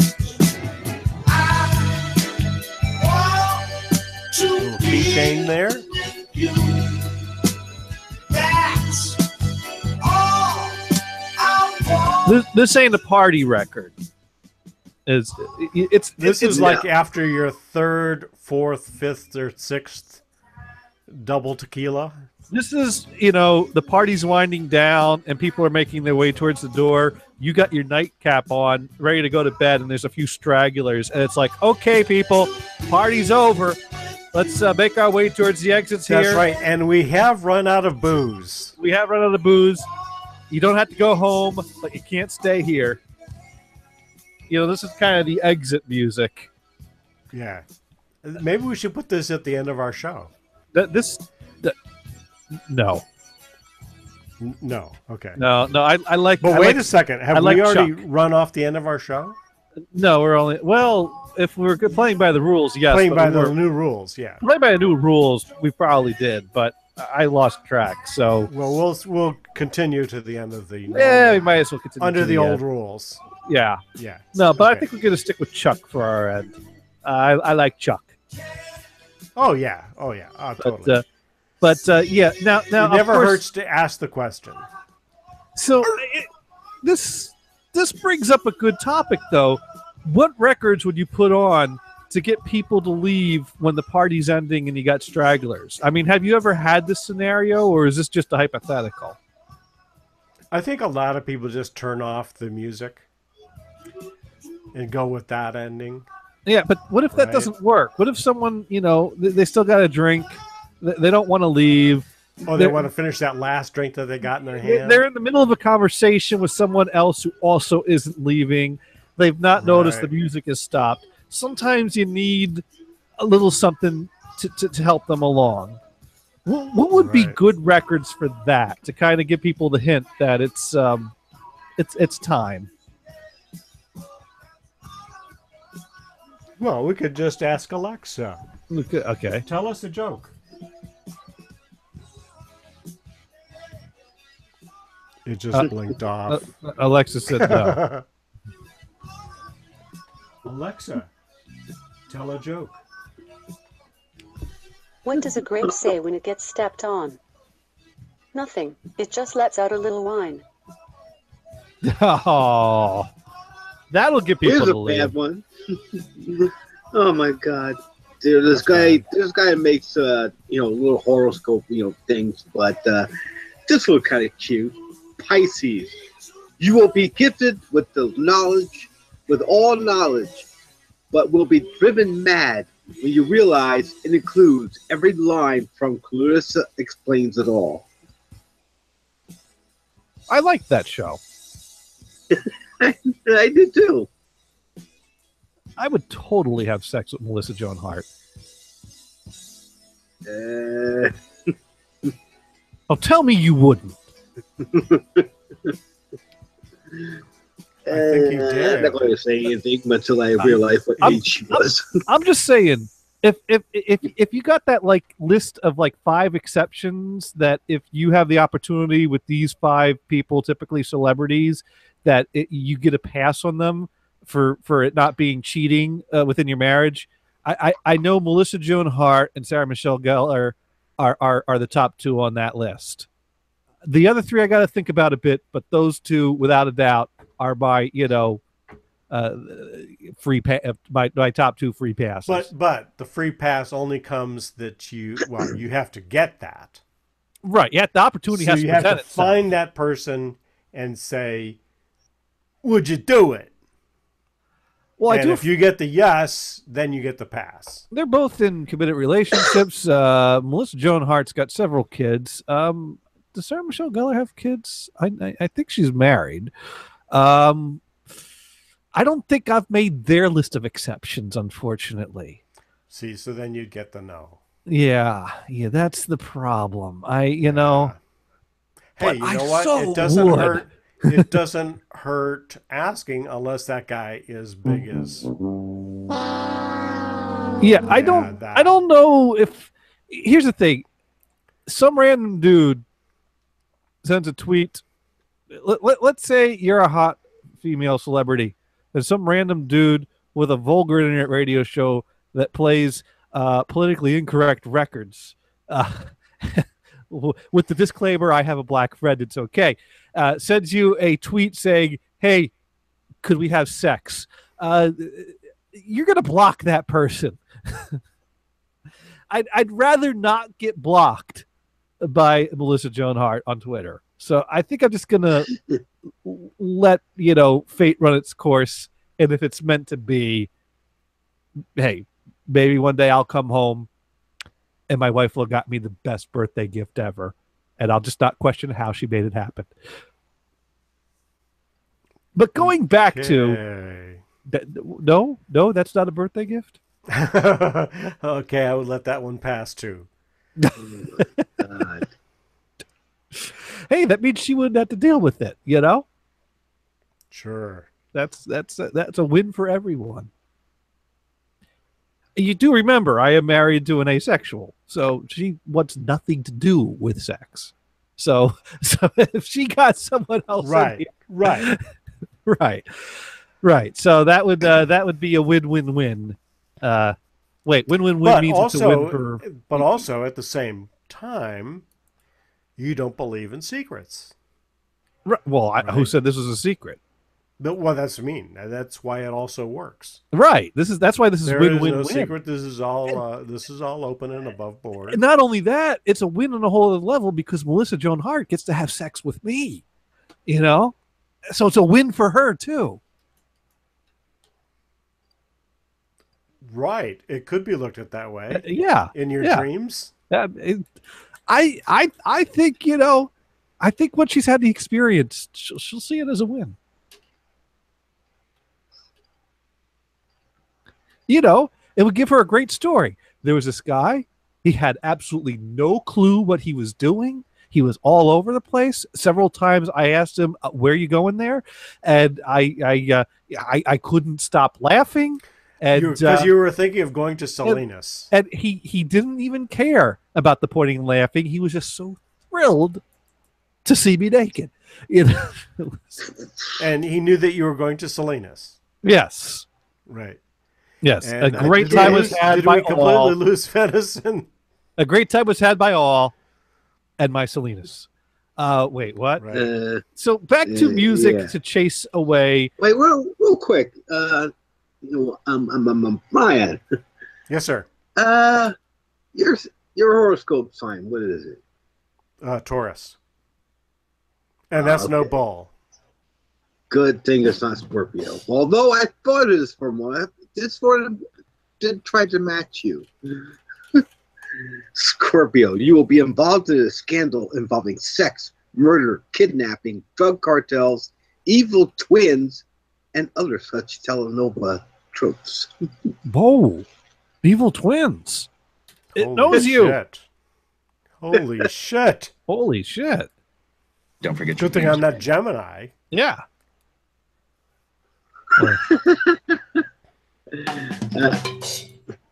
All right. So what do you got for Cancer?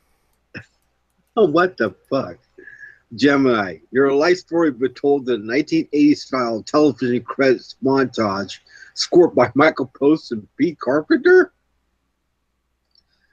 Yeah. No, I can't see that happening for me. Oh, Cancer.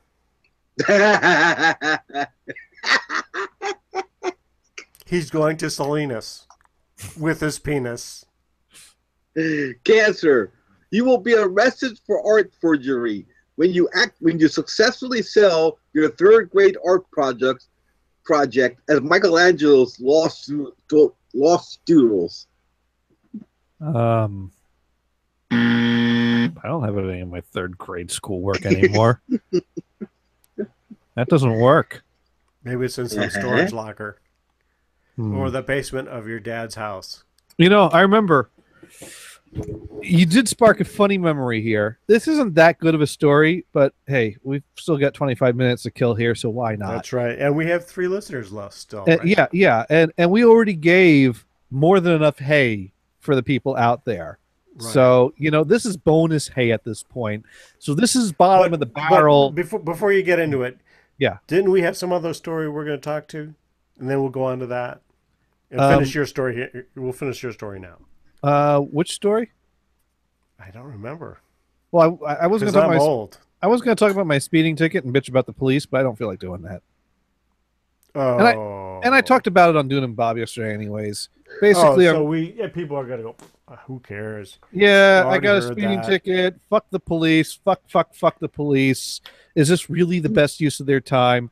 And other comments about cities are looking for revenues, and that's not what our law enforcement is supposed to be there for. We should do away with this bullshit and get these people actually doing something productive with their time, other than harassing innocent people. Here's the deal, though. Think about this, though. Think forward.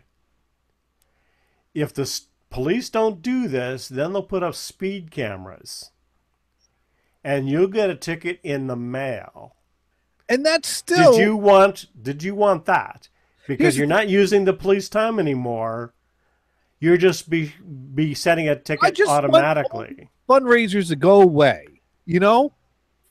Find another way to raise money. Stop badgering people that are just trying to get from point A to point B. You really want to make the road safer. Well, here's the thing. Why don't you deal with the real problems on the road? The real problems on the road is not speeding. Speeding is just the easy thing to catch. That's all it is. It has nothing to do with safety and everything to do with an easy way to get someone on something and extort money out of them. If you really are concerned about safety on the road, take care of people that are driving slow in the left lane, not letting people pass. Take care of people that are cutting people off or weaving through traffic. I have no problem with going after people that are texting or talking on their phones, because that's dangerous too. Go after those assholes. Those assholes are harder to catch. And that's really what the real problems on the road is. Someone going with the flow of traffic or going fast on an open highway is not your priority. They are not the problem. They are not a safety concern. Leave me alone and go after the real problems. And if a tree jumps out in front of you while you're speeding on your own, while you're doing that solo event, hey, fuck you, right? Fuck you. I mean, here's what happened. Decrease the surplus population. Here's what happened.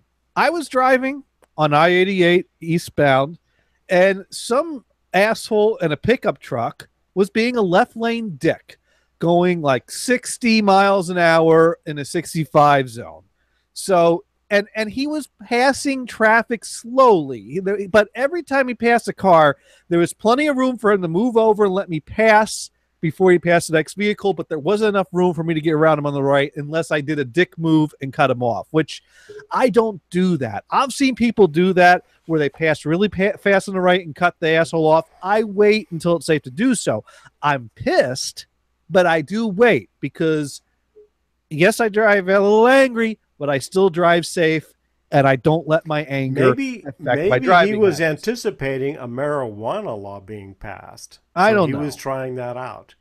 So here's what Did he have any munchies with him? I don't know. I wasn't paying attention to that. So we get okay. to the point where there is a long break on the right. So I figured either now he's going to move over and let me pass, or I'm going to have to pass this douchebag on the right, which is not ideal, but really it's the fault of the person who's not moving over that should be moving over. So we get to that point and he doesn't move over. So I move over, I start passing him on the right, and he starts speeding up. So I speed up a little more. He keeps speeding up. At some point, my speedometer reached 95. Oh, so he's being a double douche. Yes. I had to get up to 95 to get past this douche. And once I got past him, I moved over into the left lane and I started slowing down. And as I'm slowing down, I see off in the distance Officer Donut with a radar gun in hand. And so I slammed the brakes. At that point, I look in the rearview mirror. I see brake lights go. I see brake lights turn off. I see him not move. I see him not move. I see him not move. I see him disappear in the distance. And I thought to myself, whew, that was a close one. What I should have done at that point was exited at the next exit and took the next half hour to gas up, even though I had a full tank of gas. That is what I should have done, because he was pulled over to pee. He was taking his time to catch up to me and pull me over, because sure enough, like 10 minutes later, I see the gray car in the rearview mirror. I see it getting closer. And I go, oh, shit. It's that damn cop. He's coming after me. And sure enough, he gets behind me and puts on his disco lights. And he wasn't playing any KC. And he pulls me over. And he asks me, any reason you're rushing? No, I'm just driving home. Lost track of my speed. Very sorry about that. Okay. Where are you heading to? Heading home to Massachusetts. Where are you driving from? Visiting my aunt in northeastern Pennsylvania. Yeah, being a good family person, visiting family. This is a good thing here. I could have made up a story about my aunt dying of cancer to try to give a sob story to the police, and I'm just upset and I'm just losing track of things. I should have done that. I wonder if I should have. Should I have done that? Yeah, she's on her third run of chemo. It's not in she's my. got 3 more to go. It's that not, would have been good. It's not in my nature to lie, though. So I didn't think of it until now. But to save your life, if you can. I did it once. No. See, venison, for you, it's about saving your life. For me, it's about saving myself a fine. Well, right. This guy's hand went nowhere near his gun. I'm going to stay away from. Did he unhook the strap on his gun? No. For all I know, he wasn't carrying a gun. Really? No, I turned think down he was, the street here. I've had several cops unstrap their gun. No, nothing happened involving. Comes up to the car, that strap comes off. He's ready to pull the gun out. I wasn't paying attention to his gun. I was paying attention to, is he looking pissed off or friendly? I'm trying to feel this guy out. But the clue is that he unstraps his gun. I didn't see that. That's the clue. I didn't see that. Yeah. Okay. Sob story works all the time. But I didn't go to sob story. I decided, polite honesty generally, goes a long way. And so, yeah. And so he asked me, what did your speedometer say when you saw me? And I said, well, I'm sorry, I lost track. I saw 80. He's like, well, I clocked you at 85. And I didn't say anything. And he goes, well, I'll be... See, that's what you should have done is, no. And maybe he would write you down because he didn't want you to get that high. Well, the thing is that if I start saying things that aren't true, I'm not a good actor. I am not an actor. I'm going to... but just saying it, no, with the sad eyes. Get closer to the camera and give us the sad eyes. I have 10 years of a clean record. So I thought I was due for a warning. And I thought this guy would give me the warning if I was polite and honest. Instead, he handed me a deposition. Yeah, but he knew you were from Massachusetts. There was that. And he may not have had access to the records, so he just, hey, let's get this asshole from Massachusetts. So the not big only one. not We'll only give did him he the hand- big one. not only did It's he hand bigger me than Salinas. Let me finish this. Not only did he hand me a ticket, but he also handed me a supporting deposition, which on the bottom says, please take notice that pursuant to section 70 blah, blah, blah, blah, blah of the criminal procedure law, the people intend to offer at a trial of the above entitled action evidence of a statement made by you at 8/8/2017 at 2:33 p.m. at Interstate 88 to J.J. Cornell, a public servant, in which you substantially stated as follows, quote, 80 period, quote. So yeah, he took my moment of honesty to try to plead for, hey, I'm being honest, I'm being polite, be nice, and basically handed me a piece of paper to enter that as evidence to use against me. That's the type of but douchebag he this didn't guy even is. give you a Miranda right. No, he didn't. But So I you had, could get that thrown out. yeah, but it's Well, you didn't get arrested. here's the thing. Even with that thrown out, it's still his word against mine, and courts generally go with the word of the officer. My best Well, option. he has the data from his radar gun. Right. Yeah. So he doesn't really need that. That just makes it more intimidating and more likely that you'll just enter the guilty plea. But the thing is if I enter a not guilty plea, Now, was that this a means- local cop or was this the state? I believe he was state. And do you think that he'll show up at the trial? I think most of the time they do. I've been reading online. A lot of areas, if officers don't show up to their court dates, that counts against them. That's noticed by superior officers. They're disciplined or reprimanded for things like that. Generally, True, but if he doesn't show up, then you get off. that's not always 100% true. That's not as true as it used to be. I mean, I think that rumor exists Well, because it is apparently often Miranda used. rights is also Well, optional. Miranda rights applies to if you're being arrested and being brought in to make a statement. That wasn't That's the circumstance here. But a good lawyer probably could get that thrown out because Well, here's that's the what thing. I mean. Yeah, exactly. He didn't even put a context in there. I was guessing. I mean, Sure. really, that was probably me shoulder shrug with an inflection in Well, the of course, form my of a favorite thing guess. is now you're 80? pretty sure he was a state cop, right?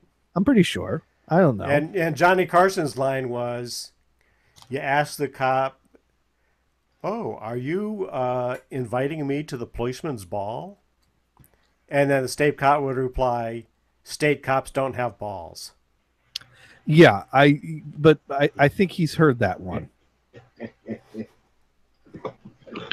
Like Thank I you for said, laughing, man, you gotta Jennison. come up with a good sob story. I think he's heard that one. I'm trying to see if but this is the state of New York that's bringing me to trial, which is interesting because I think the majority of the population of New York have nothing against me and are not bringing me to trial. So why does this asshole speak for the state? He works for the state. That's all. Yeah, but the And state he's collecting don't- revenue for the state. Yeah, but the state don't want him badgering people that are just trying to pass through. Well, you're from Massachusetts. They don't give a fuck, right? It's the New York attitude, man. Yeah. In New York and Massachusetts, New York and Boston have a thing. Have a thing, So absolutely. you're going to be on the bad side. Yeah. But Yeah. anyways, officers generally Did you tell him that you were a Yankees fan? Or were you wearing the Yankees ball cap? Oh, That might have gotten a little bit of sympathy.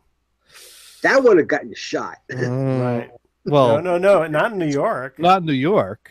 Oh, that's right, that's That would have been a good thing. Now, Dune writes in, at least Kristen didn't yell, he got weed! He got weed! Oh, gosh. So, Yes, I got pulled over too, from a bad situation. Turned down the street, did about 35, almost 40 miles an hour, a 25 zone. Saw a car parked. I said, "Uh-oh," and laid off and slowed down. Went past him. Too late. Pulled out. Pulled me over. He's like, "You know how fast are you going?" Well, yeah, sorry. It was 7:30 in the morning.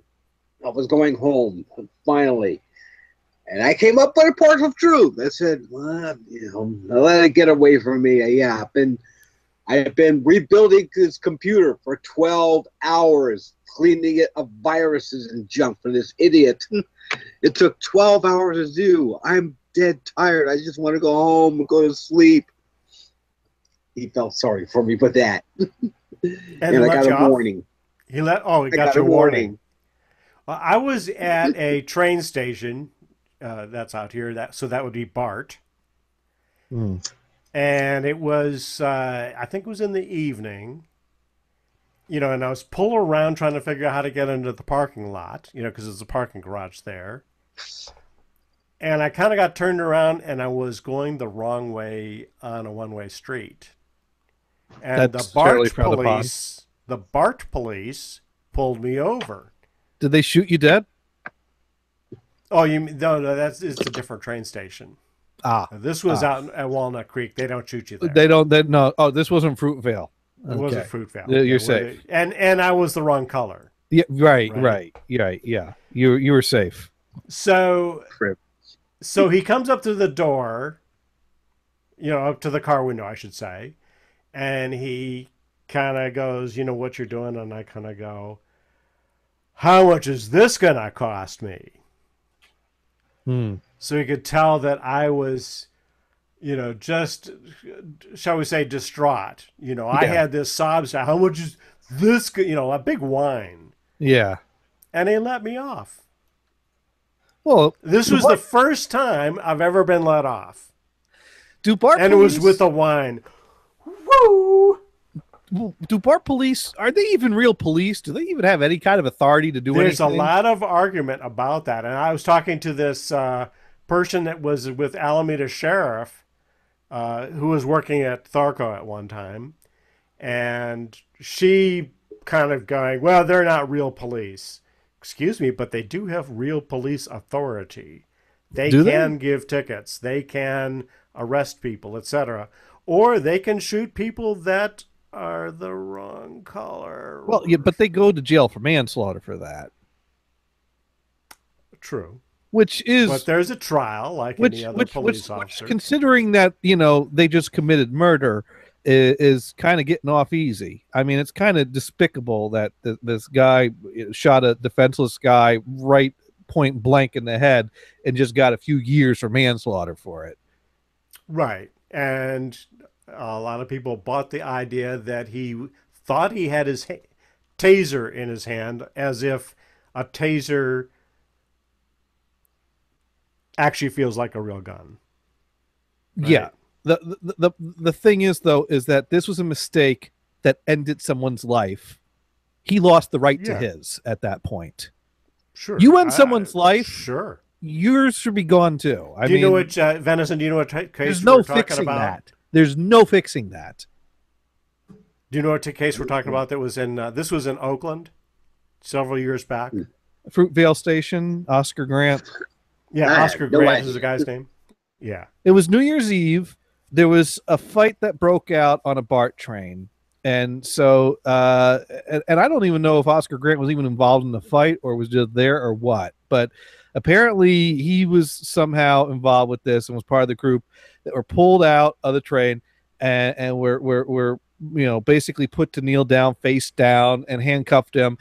There was some kind of a struggle with the handcuffs. Now, people that posted the video, I don't see where the struggle is. Now, they claimed he was resisting arrest, and it looks to me like he's lying down on the ground, struggling with, these people that are forcing handcuffs on them because the police are being rough with it. Police are way rougher than they need to be. And then any slight movement that's not what they demand and expect of you is you're resisting arrest. Oh my God, I'm going to panic and shoot you dead. And this guy reached for his gun, put it right up to his head, bam! Killed him. And he claimed, I thought I grabbed my taser. I thought I was... Right. Which there was no reason to tase him in the first place. Right. Yeah, he was already in handcuffs. He was unarmed. It was absurd. Yeah. We have a serious law enforcement problem in this country that no one is taking seriously. and people are being murdered by our law enforcement is composed of murderers, and I'm sure some of them are nice guys. And here's the someone solution. needs to do something about this. Here's a solution I have proposed many times, Yes. and that is neighborhoods should bring up their own candidates to become Right. police officers. Once they've gone through the training, they should be policing their own neighborhoods to protect and serve, which is the duty they signed up for. Right. I guess so.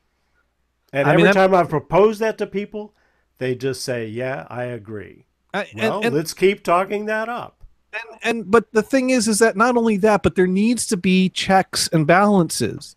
A lot of times people that go into law enforcement are the type of people that could have gone either way. They could have been a cop or a criminal as long as they got to bully someone. Well, my brother tells me that there is a test that's pretty accurate that police officers go through, and very oftentimes the results of the test are fucking ignored. Just use this test that was developed to weed these guys out. Because we don't want the police departments to hire those bullies. Right. If that's the word we want and to then use. and then we need the departments to stop protecting these bullies when they start showing signs of these stupid things, or when they even do stupid things. How many times have we had these situations where a police officer shoots someone defenseless for no reason, and it's caught on camera, and it's indefensible, and they get away with it? How many times does this have to happen before we do something to stop them? Because they just keep covering themselves and sticking up for their own kind, and it's got to stop. It's absolutely got to stop. Right. Good luck. But anyways, I was talking about this before the show at Brian's and apparently Brian's got quite the collection of speeding tickets in his day. And he's had a clean record for, now you said at first it sounded like you'd had a clean record for over 10 years. And then you remembered that you actually got a speeding ticket 4 years ago in Australia. 4 or 5. Yeah. 4 or 5. Okay. All right. Now, first of all, I don't know what it takes to drive in Australia. Do they drive on the right side of the road on Australia? Yeah, left side. Left side. So they're a left side country because under British crown. What do you need to drive in another country? Do they honor United States driver's license, or do you have That's to? correct. Yes, they do. So you don't have. You that didn't was have to. easy. You didn't have to fill out any. Do you have to fill out paperwork, or you just show them your license? Just the standard rental agreement with. In fact, it was Hertz. Okay. So Hertz is down there too. Okay, so you just rent drive. the car, go. Now, is it confusing driving on the other side of the road? It takes a little getting used to, but you follow the traffic and you're fine. Okay. Did you have any? The weird things is that when you're alone on the road, you kind of go, okay, how does this work? Wrong. Oh, okay. Oh, see. So I'm sitting on the right side of the car. Right. So I go, well, if I'm kind of toward the middle of the road, you know what I'm saying? Where I'm seated. Then I must be okay. Okay. Is there I also drove, by the way, in New Zealand, so I actually have another experience on the wrong side of the road. Okay. Is there left Which on was red? even funner. Is there left on What? red in Australia? Yeah, I think so. Yeah. And have you done that? I can't recall. Yeah. Left on red? Well, because you could do right on red. Right on red in right the on the US side of the and road. then left on. Left on red would be would be the way that it would work. Driving. Now, and they see, the left- other fun thing, like particularly in New Zealand, they have lots of roundabouts. No, being that also you're in the England. Boston area, you're familiar with those, right? Yeah, they call them roundabouts here, Yeah. and something about out and out, and mountains coming out of the sky, and they stand there, and Right. yeah. So in New Zealand, they have lots of roundabouts, and the roads are narrow. So there's rarely more than one. Yeah, this is the South Island. You get out in the countryside. There's only one lane in each direction. You hit the roundabout. You kind of look around, and those are kind of fun. You go to these bridges that cross rivers and stuff, and it's a single lane. And either you have a stop sign or a yield sign, depending on which direction they randomly decide on. Right. So either you stop, wait for the other guys to go, and then you go across this bridge because it's a single lane. Right. And so that's also fun, and white knuckle. But my favorite one was there's a roundabout with traffic going in all four directions, and then diagonally through the roundabout was a rail line. Motherfuck, who has the right of way? No, I don't have to ask that question. I'm going to give right away to the train. Yeah. Well, in the state of Texas, if two trains oppose an intersection at the same time, both trains are legally obligated to yield and let the other train pass first. Nice. Which makes sense at first thought, but then, kind of which guy gets to go? Kind of got two trains sitting there. Right. And oh dear, we didn't think this through, did we? So yeah. Anyways, but back to Australia. So you're driving to Australia on the left side of the road. Yeah. Doing your thing. And what, were you out in the bush on an open road? No, I was just near Brisbane, I think it was. Brisbane, which does not rhyme with Yeah. penis, so I don't know why you had to look at your pants for that one. Yeah.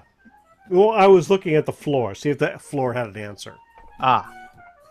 Anyway, so I was driving around. Nothing. Returned the car at the end of the adventure. Went home. And I got this bill from, Hertz. Thank you very much.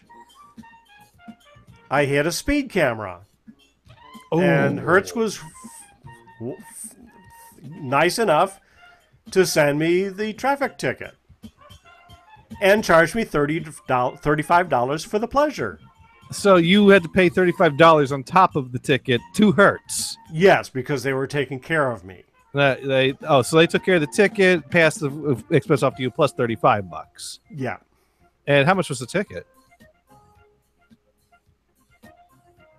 I don't recall. I'm thinking like $150 or something. Yeah, that's not too bad. Yeah. That sucks, but yeah. Now you mentioned among your colorful checkered past of speeding tickets, West Germany. West Germany, yes. We were visiting Holland and West Germany. I drove from Amsterdam to Bavaria. And we're driving around, and I got stopped by the German police. Stern? Handed me a ticket, and I paid him right on the spot. That's how you do it there. Wait, so you paid him right on the spot there. Yep. And did he take did you pay cash, and did it go into his pocket? It's hard to tell, and quite frankly, I don't really care. Now, I was just glad to get away from the German police officer. So how fast were you going? Because Germany's got high speed limits, don't they? Well, this was out on the country roads. I see. And you were going... Oh, incidentally, so the trip was, the Netherlands and West Germany. Mm. We accidentally went into Austria because we took a wrong turn. Took a wrong turn at Albuquerque, ended up in Austria. Yes, right. Did that cause a problem? Salinas, yes, right. We had a quick turnaround and then went out. I think we out in another direction. But at that point, they didn't require any special visas to go to these different countries. I mean, hey, Americans could go anywhere back then. But now, nice. I think everybody... I think you have to have a visa for all the places. So you're driving this town road. How fast are you going? How fast is the speed limit? roughly? I'm guessing the speed limit was probably about 35. Of course, it's in kilometers, so whatever the hell that is. Right. And I was probably doing 45. You know, not a lot faster. So now as he puts his lights on, and what's the probably 2 words went through your mind at that point? Blues and twos is what they call it. Oh no, Blues that's and in England. That's in England. And that's in England. Okay. In Germany, they call it "Oh Scheiße." Probably. Yes. Probably. Probably. Yes. And so you're probably ready to shit your pants at this point. Yes. Right. And now, do you speak or understand any German? No. And did he speak or anything of English? Very little. Very little. But he spoke enough to speak numbers, and you understood that meant currency. Yeah. Did he hand you a receipt? I can't recall. So you basically just paid off the police in cash and carried on Probably your way. did that, and he was probably just as happy as I was. You basically paid a bribe. Maybe, and maybe there's a police record on me. So next time I go, they're going to say, "Hey, by the way, you know this thing that you thought was a ticket? Well, we interpreted that as a bribe." You basically bribed a West German police officer. Right. That's now. What's your most memorable encounter with the police for speeding?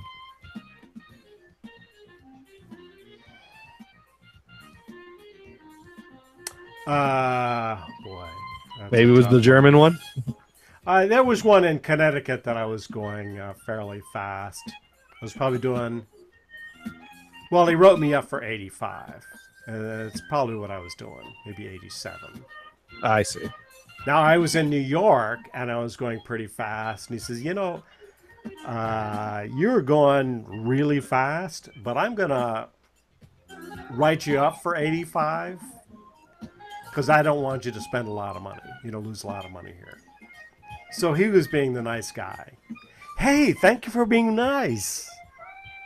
What if you were super knife and we just forget the whole thing? Wait. So you were going faster than 85, and they let you off with 85. I was actually going 85, and I get stuck with 85.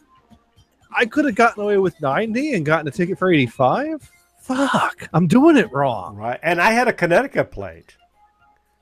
Well, then again, we don't have a sports team in Connecticut, or at least we didn't at the time. I mean, he was probably going to guess. Let's see, is this guy a Yankees fan or a Red Sox fan? Hey, could I get a P.O. box in every state I drive in and register my car in all these states and then just pull over at the border and put on the plates that apply to...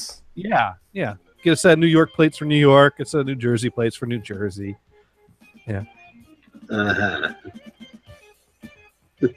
That's a good idea. Although I like it might this idea. be costly, though. But it could save me money, too. But does the plate number... Well, it depends on the state, I suspect. But does the plate number kind of indicate which town you're in or county? I don't know. Some of them are issued regionally. I don't know. But anyways... For the most part, I think that California is mostly kind of the age of the plate. So if you've got this sequence, that's, 2 years old. If you got this sequence, it's more recent. Whatever. I don't know. Of course, in California, when you sell the car, the plate goes with the car. Oh, really? Oh, that's right. You never had a car transaction in California, did you? No, I just got plates for my car. And yeah. If you sold your car, your plates would go with the car. I see. And the new car you got a new set of plates. Unless it came with some plates. All right, makes sense. You don't keep your plate unless it's the personalized plate. Right. Well, anyways, on that note, we've given out bonus hay. We're doing this wrong. We've done the exact opposite of what we set out to do here at the start of the show. But you know what? That's okay, because 11 of you can divvy up that bonus hay. However you please. Thank you for sticking around. And, besides, we want to make up for missing the beginning of the show on the streams. But be sure to check out NHCRadio.com and all our great internet radiola programs. Tomorrow, Vamp will be doing ADHD radio, and Friday, I don't know, Friday or Saturday, one of those days. I think it's Saturday, Outlaw Radio. Of course, Sunday, Dune and Bob show. If Dune finds someone else, because I'm going to be at the shore this weekend, but I will be back for Monday. You'll be back next week, right, Brian? Yeah. And my Edison phonograph will be back in the living room. So, sorry, I'm not going to break out the Oh Susanna record, but do a Google search on the full lyrics of that song. But your Edison player is wireless. It is wireless, so you can move it back into the room. This thing's heavy with the records in there. Oh, that's right. Is it a cabinet below? Yeah. Okay, so we have to build you a set of wheels. Yeah. Well, would you like to hear the story of getting it in here? Because I had help getting it in the car from the husband of the nice lady that sold it to me. He was glad to see it go. I could tell this guy was so glad to see it go. She was, because I was telling her about, the Edison format and how their records are different, and she was thrilled to learn these details about this family heirloom. He was rolling his eyes along. He was like, yeah, he's like, he's like, oh, great, it's going. She's like, you want to hear it one last time? No. And so we got in the car, and I drive it home, and we got 4 steps to the front entrance, and then we got basically steps, a landing, and more steps because we're on the 2nd floor. So Kristen said, well, I could try to help you. I said, okay, because it's not that it's heavy with the records taken out of it, but it's big and bulky, and there's not a good place to grab it because the top opens up. So you better kind of grab it underneath, but you can't do that by yourself. So Chris and I get up the 4 steps to the front door, and I shuffle it through the front door, and Kristen goes, I barely made it up those 4 steps. I'm sorry. I can't help you get it up that flight of steps. You don't have an elevator in your building? Remember the story about having to saw the box spring in half to get it up the stairs? Oh, yeah. Yeah. But note to self, next apartment you get that's on the 2nd floor, get an elevator. Yeah. Well, I managed to lug this up the stairs by myself. Which involved, I could lift it up, and I could shuffle up a step at a time and rest the back 2 legs on the step above me and kind of step it up. It's like a ratchet. Yeah. Ratcheted it up the steps. I ratcheted it up the steps, and I got it up here all by myself. And hopefully, if I ever have to take it down the steps, I'll be moving, and we'll have a friend recruited to help me. Maybe I'll fly you out here for that. You could do that while Dune's staying. Oh, Seth would be much more happier to do that. No, Seth would do that. No, I need him to help me with the couch. You can help me with the... I'm kidding, of course. Anyways, thank you for listening. But Seth helped you before. He already... yeah. Oh, yeah, he knows the drill. He'll probably help me. All right. Anyways, thank you everyone for listening, and good night. Hey, good night, everybody. Oh, wait. What did we learn? What did we learn? Well, I learned... what I learned? I learned that Brian's got quite a colorful past when it comes to speeding. I had no idea. He's quite the speed demon this time. Connecticut, New York, Massachusetts, Texas, Colorado, California. And there you go. That's about it. And I learned that Brian has lost his drive in his older age because he passed up the opportunity to add Singapore to the list. I never drove in Singapore.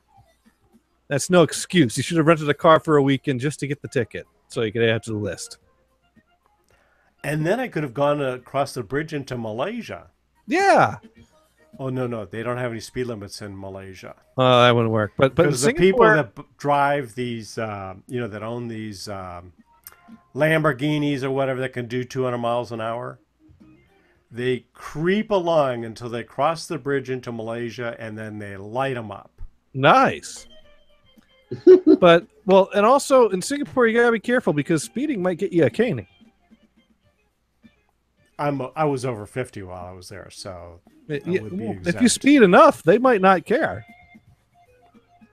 I'm pretty sure they would have sympathy right. for the old man. Beat that So, boy. so what have you learned, Brian? Learn. There was so much in this show, so much hay.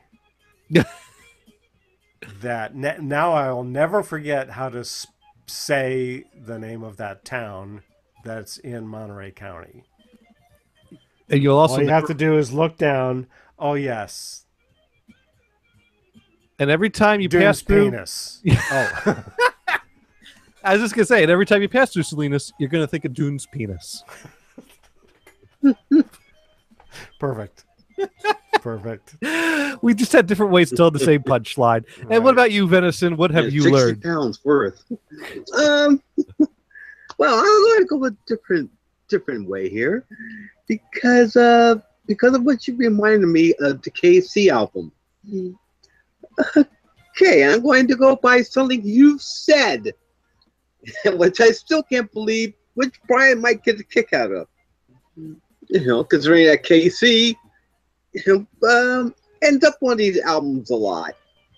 What you said, collecting and listening to K-Tel albums has very little to do with sound quality or music appreciation. Yes, I did say that. That's like, whoa! You, the Mr. K-Tel album collector, who's got just about every K-Tel album they ever had, and you put them on and you got them in 8-track? I got them on vinyl and 8-track. An 8-track. And you got the nerve, to talk about my cassettes. As I said, collecting K-Tel albums has nothing to do with sound quality or music appreciation.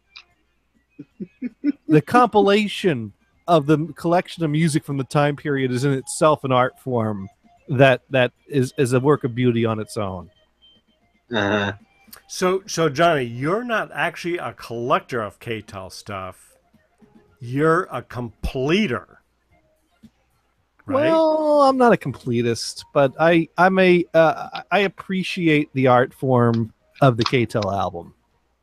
Right, but you would have the complete collection. Well, up to a point. That sounds apocryphal.